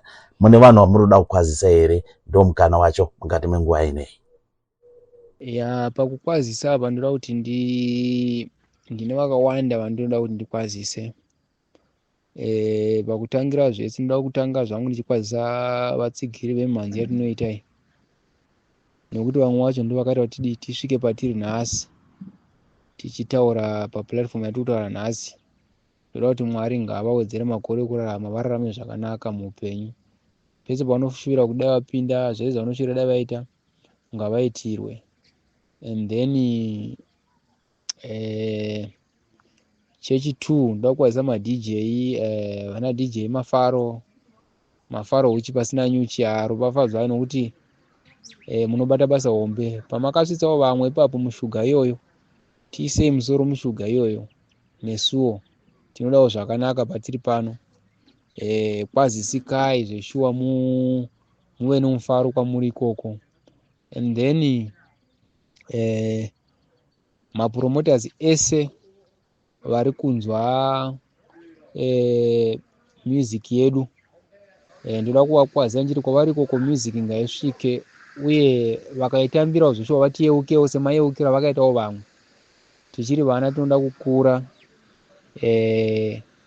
ngavakomborerwe vachikomborerawo isusu pavatapudza padzoreredzwe, nokuti toziva zvavakaitira vamwe zvakawandisa. Nesuwo ngavatiyeukewo tinovakwazisa nemufaro chiri ngavaropafadzwe. Then ndoenda kuvabereki vangu ndoda kuvakwazisa futi zvisingamboiti. Vakashanda basa hombe nokuti kuti ndisvike pandiri nhasi inyasha dzavakashandisa ivo nerudo vakagona kunge vachishandisa zvakakundikana kuitwa nevamwe vabereki vevamwe vanhu vakatadza kuchengeta vana nokuda kwemoya wayakashata. Asi vangu inini vakakwanisa kumira vachikurudzirana semubereki wechirume newechikadzi kuti no, mwana ngararame. Pandairwara vakamira neni. Saka rudo rwakaita seirworwo ndoda kuti ndirwushandisewo kune vamwe vachakwanisawo kudawo rubatsiro rwangu inini, nekuti ndakarutora kupi? Kubva kuvabereki vavo. Saka ndoda kuti ndivakwazise zvisingamboiti kuti Mwari ngavakomborere kwavari. Kozoti vadiwa vatariri vese nevateereri vese vemusic iyoyi ngavakomborewe zvakanyanyisa, nokuti simba ravanoisa mumhanzi rakakurisa zvokuti nokuda kungoti Mwari ngavaropafadzwe, nokuti pasina ivo hapana zvatinenge ichiita, nokuti ndo vanoisa futi nzeve music yedu yekuti izosvika kuti yanzi yanakidza. vanenge vachikomenda ndiwo. Saka vadiwa vatariri ngavakomborewe, ndo vanenge vada kukwazisa zvangu vanhu vese ivava. hama dzokwaziswa nevatariri vese ndinodayirawo kuti matokwaziswawo ipapapa. Aiwa, wanga uri Huchi pasina nyusi zveshuwa. Ndina mukoma perfect vari kuSouth Africa, ini ndiri kuno kuDZ studio South East of England paZimnet Radio. Chirongwa Huchi pasina nyuchi muri yeZimbabwe. Tinozama chose, moyo unoda chazo kuti every week tikupei muimbi, asi pamwe pacho kana tisina muimbi tinozongofamba nezvirongwa, but zvimwe zvachoonawo zvakutitorera time kuti upload pa YouTube, asi every week tiri kufanira kutoita chirongwa. Saka muri yeZimbabwe mukati menguva inega, regerai ndichikumbira mukoma perfect masoko kuvatsigiri, tobva tachivhara zvedu. Mwari wenyasha ukiitire zvakanaka. Ndinodayira kuti this is the beginning of a long term relationship, nekuti inini ndo zvandinoda. Ndinoda kuita ukama hwakanyanya kureba nevaimbi. Ndine vazhinji vandakainterviewa tichatanga makore apfuura aya, vamwe vachona tichiri kutofamba. Pese pavanoburitsa album tinobva tabatana, album ichayapo tobva taiunza pamhepo, nokuti ndo zvimwe zvatakapuwawo naMwari ende hatidi kugumira panapa. Ende ndoda kuzvitaurira kune vaimbi vese, vamwe vatakambointerviewa, munhu wese akambointerviewa naMafaro paHuchi pasina nyuchi, wangoburitsa album itsva, get in touch with me. Nekuti dzimwe dzenguva dzachona ndine ndisina kuziva kuti maane dzimbo nyowani, maane maalbum nyowani, maane maprojects matsva. Saka ndiitirewo kuti kalife kangu kaite easy kukutsvagai, so that tobva tapinda pamhepo. Saka muri yeZimbabwe ndodayira kuti maitiro zvakanaka. Mafariro album iri hanzi chakanaka kuzviitira, chakashata futi kuzviitira. Saka zvinhu zvese zvaunozviitira aidha zvakanaka kana zvakashata unenge wazviitira wega, asi album iyi yakanzi chakanaka kuzviitira. Mukoma perfect Chinguwi, maita basa nemukana wamaita kuti tikwanise kutaura panapa pachirongwa Huchi pasina nyuchi. Ndinodayira kuti vanofarira musambo weZimbabwe nevanofarira kuti basa revana veZimbabwe riende kumberi, muchaita like, subscribe and share paMafaro Huchi, pamunowana paYouTube channel yakanzi Mafaro Huchi. Mozoenda futi kumapages amukoma perfect, download dzimbo dzavo, michivabatsirawo. Let's support this artist, let's support vaimbi vedu. Ndiso vachitinotoita kuti vaende kumberi. Mapromoters vese vane mafacilities ekuti mabands anouya chirova, please give them the flat fees. Vanouya vachiperforma, vari kuhaya mabig artist sekutaura kwatamboita, please bring these guys in, voita macurtain raisers kuti vazivikanwe. Ende kuma airplays manepenyuro ngatipelei manzi dzevana veZimbabwe. paZimnet Radio panapa mostly 99.1% izi music yega yega. Hatiwanze kuridza dzimbo dzekunze dzevamwe dzimwe nyika, dzedu dzacho dzinozoridzwa nani. Saka this station is only for Zimbos, vana veZimbabwe, kuti tivandudze music yedu iende kumberi. Mukoma perfect ndataura zvakati urebei, ndo zvanga zvida moyo wangu. Isusu vana veZimbabwe ngatisapoteni pachedu. Inini ndaita urombo rakanaka rekutenderera nyika dzakati kuti mese mandinoenda imomo vanenge vachitorowa mumhanzi yavo, automonzwa pachirohwa any artist asiriwo munyika mavo. Saka isusu mazimba chinotitadzisa kuti tidaro chi. Saka ngatibate ipapapo, ngatisumudzane isusu vana veZimbabwe. Ndikuita kunge ndakupopota, asi ndokufunga kuti kana pane any maDJs muchanzwawo audio ndokutaura kuti let's support our Zim artist. Ndokutoti mhanzi yedu isumuke. Handisati ndambonzwa paredio yemaNiger pachirohwa kana any song from Zimbabwe, never. Asi isusu vaiziti kuti tinomanya tinotora dzimbo dzevamwe takuuya tichiridzira mazimba. Aiwa, kanga tirohedze vana vedu maartist arimo akazara, vamwe dzimbo dzavo hadzitomborohwa, as we go out there and promote music yekunze. Inini I think kuti hazvindiitire zvakanaka. That's why I always stick to Zim music. Mwari vatiitire zvakanaka. DZ Studios iripo, Zimnet Radio forever. Saka sekukumbira kwandaita masoko kuvatsigiri, mobva maoneka zvenyu. Thank you so much. Shoko rangu kuvatsigiri nderekuti muimbi mwana wenyu. mukaona akachena zvisiri kureva kuti hanzi akatopedza nhamo dzake kochitongowa ungofita unongorarama munhu yeye angochena kunze but une zvakawanda zvaanoda. Tibatsirei nepese pamunogona napo kutibatsira. Zano rimwe nerimwe tinotora zvakanaka, tinotora zvese zvamunenge mati patinotora kuvatsigiri chaivo vemusic yedu.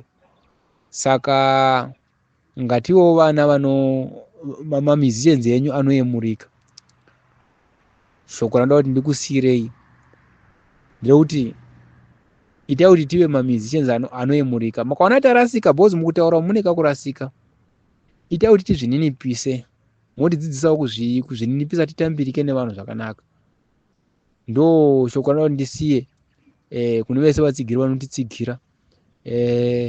Kumwe kwacho kutozopindurana nevatsigiri kunenge kuri kuya kuti vamwe vanhu vanogona kuona senge kurwisana ndo zvinhu zvakanaka. Aiwa kana tinoda isusu kufamba kana kuti arikodhira kunzi uyu muimbi munhu waMwari, nokuti munhu wese une zvinomubatawo mukurarama. Saka mukaona tichirasika, tibatsirei sevatsigiri.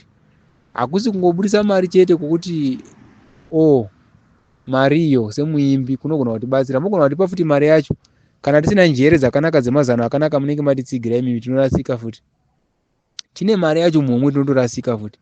Saka tinoda kubatsirwa rubatsiro rwakawandisa rwemazano, rwechizvaro, financially, pese pamungagona napo. Vatsigiri tibatsirei, uye music yedu vane rudo chaizvo vanoziva kuti vana nhingi vakawabatsira so ngavatibatsire seso. And then vamwe vacho chiregai kuti asenge kana tikange tichifamba mufield yemusic tinenge tiri pakuda kurwisana. Aiwa, hapana kurwisana kwanenge chiita. Ningi unonyora masongs ake nemanyorero ake, indi nonyora masongs angu nemanyorero. Hapana patinenge tichitapiwa theme 1 tonzi itai music itai song ipapo. Music umwe nomwe unonyora akarara ari kwaari, ende umwe nomwe une maitiro ake. Saka pazvinozobuda zvema outcomes amunozonzwa aya, asi wangada kuti mutirwisanise kana tinge tiri sevaimbi. Chingotitambirawo sevana venyu vari kuzama kukufadzai. Handiti munoona mukangozwa kuti vanhu hatikwanisi kuita zvinhu zvakafanana muupenyu, matopedza. Saka vatsigiri tidewo nerudo rwakafanana. Tiri vana venyu semazuva ese. Tiri vanhu vokuti tinodawo zvakawanda muupenyu, and we still need more. Zvokuti handizivi kuti ndingazvitaura sei.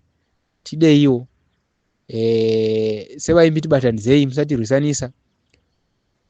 Pega pega munotaura zamaiwo kuti taura nemashoko okuti vaka, kuti nesuwo tigokwanisa kuva nepfungwa dzakanaka, tigokwanisa kuva nepfungwa dzerudo rwokukuimbira zvinokuvakai mukati mokugara. Mbozi zvinhu zvatinenge tichimba tichingoimbira mararamiro evanhu. Saka vatsigiri vese ndokudai nemwoyo wese, nekuti ndimi vanhu vacho uye ndimi zvese zvemusic. Saka thank you. Ndo zvandingada zvangu kuisa shoko iroro kuvatsigiri, nekuti makakosha zvokuti inini kutosvika ndinozotaura pandiri nhasi, dai ngasini yakuti ndimi ndingadai ndisiri pano pandiri nhasi, ndingadai singatotaurira na DJ Mafaro pandiri kutaura dai so. Kuvatsigiri vemimhanzi yesungura kuti yatinoita iyoyi isusu, nokuti ini zvangu ndinoemba sungura. Kuvatsigiri vemimhanzi handidi zvangu kunyanya kuti ndingashora. Chinhu chandingada kuita ndechekuti kurudzira manzwiro ezvavari kuita pari zvino izvo sindisakatanga. Ndinoremekedza imwe neimwe comment inenge yataurwa nemunhu kuti anenge achiitaurira pamaonero anenge aita, nokuti kungava kushora kana kutsoropodza. Tinotarisa kuti chinhu chatsoropodza chii. Zvinobva zvazoripa futi mukana wekuwedzera mamwe mafans, nokuti vanhu vakanzwa vanhu panoshorwa nda unopatera vanzwa kuti saka vanhu vari kutaurwa nezvapo ndepapi apa panoshoropodzwa. Saka umwe unozosvika opafarira manje kuti iri ringoriwo godo rana nhengi, munhu anogona wano. Saka kozoita futi vanenge vachiti kurudzira kuti apa makaitawo zvakanaka, mushure munge vangoitambirawo music yangopindawo mavari ichinakidza. Tinoda kuvatenda nokuti vamwe vacho ndo vanozouya neruoko rwokupa. Shamari uri papi ndikuisire e-wallet. uri papinda kutenga album rako iri wakagona apa so. Saka mafans ese zvangu ndoda kuvatenda, especially every munhu anongova nechekutaura kana nechekuita mumusic yatinenge tichiita iyoyi. Ndoda kuisa zvangu rutendo rwakakurisa, nokuti zvinova zvinhu zvinotisunungura ende zvinotibatsira, zvinotisimudza futi. Dai pasina kudaro tingadai tisingakwanisi kudi kusimudzwa. Saka pamafans mese ndinotenda zvakanyanyisa, zvisinei zvokuti anzi munhu ataura kuti kudii kwatiri, asingatifariri neanotifarira angori mafans ese. Vanouya kumashozi nevanotibatsira, mabatsiro anotiita angori mafans. Topa kutenda zvakanyanyisa, zvisingamboiti zvokuti kuti God bless you, ngazvikudzwe, ngazviende mberi kusvikira nakusvikira. Tinotenda chose nokuti ndimi vanhu vacho, ndimi varidzi vemusic yedu, nokuti mukasaisa nzeve hapana vatinenge taitira. Bhozi magumo azvo futi techingotoitira vanhu futi basa ratinoita remhanzi. Saka ndoda kutenda zvangu mafans ese. Saka kumwe kutenda kukuru ndoda kupa kuna DJ Mafaro. Ndoda kuti zvangu ndikuonekeka ndichitenda DJ Mafaro huchi pasina nyuchi vandisisa pana, nokuti mudhara muri huchi chaiwo zvokuti handifungi kuti huchi hwamunogadzira imimika chero nyuchi dzinokwanisa kugadzira. Aiwa kana zvamuri kutondiitira izvi nezvamakaitira futi vamwe nezvamuchazoitira futi vamwe pamberi, ngazvirambe zvakadaro uye zviwedzero zvipetwe katatu, nokuti handifungi kuti rudo rwamuinarwo runokwanisa kuwanikwa kune vamwe vanhu. Ndoda kutenda DJ Mafaro zvisingamboiti zvokuti aiwa ropafadzwai, muri simbi uye muri huchi, muri shuga chaiyo, ende pamunosvika hapana asingadi kutaura nezvenyu.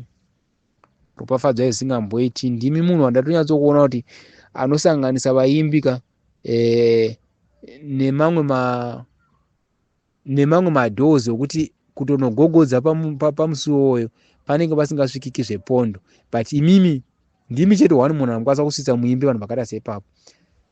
Nerudo rwaMwari nemashoko angu chaicho ekupedzisira andakadzidziswa ndichizvarwa mumararamiro edu, ndoda kuti ndingoti komborerwai DJ Mafaro.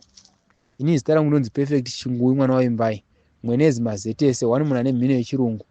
Imimi itirwai nyasha. King mwenezi vari pakutenda kukuru kwamuri. Komborerwai DJ Mafaro, zvisingamboiti. Komborerwai. I thank you very much to have me here, and then handizi kuti mune mukana here wokuramba muchiitira futi vamwe vanhu, chero ingava generation ipi zvayo ichasvika muchinge muchikwanisa kuvaitira, vaitirei. Kana muchikwanisa kunge muinawo, vaitirei izvo. Ndoda kutenda DJ Mafaro. Handizi zvangu kuti ndingatenda nechimwe chipi zvangu, asi changu chese chandinacho ndirwo rudo rwokutenda irwo. Thank you very much DJ Mafaro. Makomborerwai zvisingamboiti. Mugoma Perfect, ini ndega ndikutendewo zvakare kuti izvinhu zvedu zvafamba, interview yedu yafamba zvakanaka. Hamuna kumbondinetsa, handina kumbowana any disturbances kuti ndikubatei. It was just a straight phone call. Tikabatana after ndarifewa, I introduce myself, tikabva tatongowirirana. Ndozvandinokumbira kune vaimbi vese. But kune vamwe wokutoti unotonzi chimbotanga wataura namanager chichi chakadai. As long as uri artist uchida kuti tisumudzane, inini am available. And ndoda kuti ndikutendei zvakanyanyisa kuti Mwari akatitendera kuti karamba tichiripo ndo tinoramba tichipusha. Rekai nditi basa iri takaritanga kare 2008 kure uko 2008 tiri panapa, hatidzokere kumashure. Saka mazvita nekusimbisa chandinonyanya kukoshesa Mwari, nekuti Mwari wanotaura kuna Jeremiah 29 verse 11, I've got plans for you, plans not to harm you but plans for you to prosper. Izvozvo zvanga zvitori murongo wangu. I don't know kuti chii chakanditrigger kuti ndikutsvagei after ndanzwa chimbo chenyu. and I don't know kuti chichazoita kuti tiite interview kusvika pazuva ranhasi, pataita interview yedu muzuva ranhasi, asi tikabata soko iroro rekuti Mwari has got plans for everybody. Everyone, God has got your plan, and plan not to harm you, but plan for you to prosper. Saka zvese above all tingabhigane tikaita sei, asi pamusoro pazo zita raMwari ndo ratinokudza pamusoro edu toderedza, nekuti ndivo vatigadzirira zuva rino, ndivo vatigadzirira chiitiko chinechi. It was written in his plans kuti tichange tine interview on this day tichitaura pamusoro pezvealbum inonzi Chakanaka Kuzviitira. We never ever thought of this, and tikada kuti zvitsvaga hatimbozviwana, asi nekuti Mwari vanotikurudzira kuti tidanane tizowane rudairo chiya chinonzi faith, rudairo, kudaira kuti zvisati zvavapo zvichavapo, zvisati zvaitika zvichaitika, in a good way. Mwari vatiitire zvakanaka mukuma perfect. Zvandataura ndezvekuti let's keep ukama hwedu uri intact. Mukanzwa ndaitawo tumazuva takati munongocheka mukoma Mafaro muri sei, zvakamira sei, mukanga mabudisa imwe album ndibatei straight pamhepo. Thank you so much. Muri Zimbabwe ndidaira kuti maitirwa zvakanaka. Zimnet ine flavor ine danger. Munotibata pa www.zimnetradio.net. Musazokangana kanet. Chirongwa chinonzi uchi pasina nyuchi, ndiri kuno zvangu ineni ku South East of England, DZ Studios, mukoma perfect vari ku South Africa. Chirongwa chichange cha-uploada pa Mafaro Huchi pa YouTube. Moita subscribe, moita like, moita share. Ngatisimudzane vana veZimbabwe, kunyanya mhanzi yeZimbabwe on the map. Takupedzesa chirongwa nekambo kanonzi tsinga dzeshizha. Itirwai zvakanaka, tosangana mune zvimwe zvirongwa. God bless you and I love you all. Mazvita.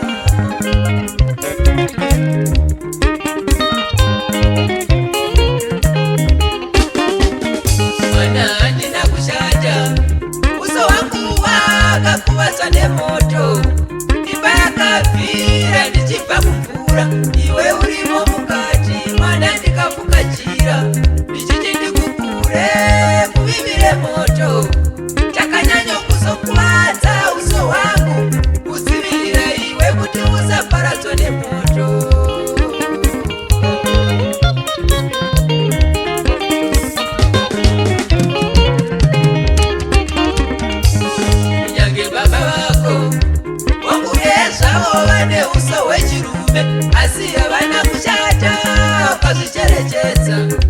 Uso hwavo hwakapondwa nematsotsi, vanokerwa vachibva kubasa kundoshandira iwe kuti usakurire munamo.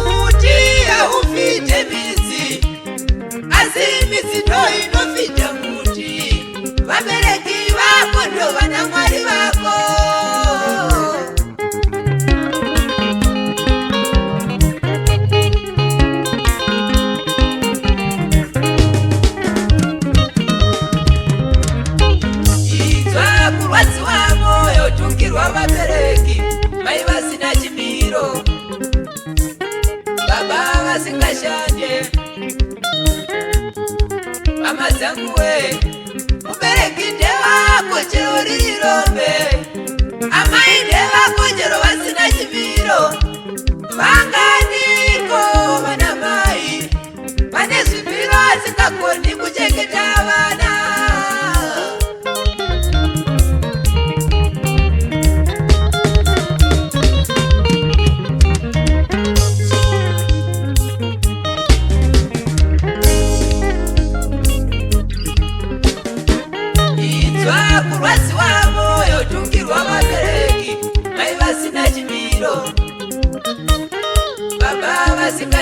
lirombe.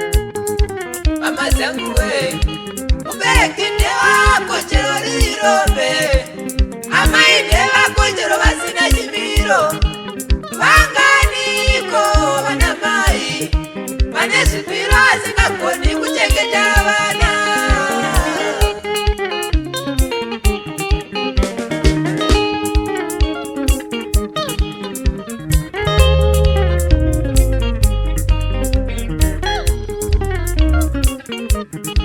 Perfect Chingui, nyika yataya nzeve kunzwa hendi yako. Waya, waya, waya. Ipapo, ipapo.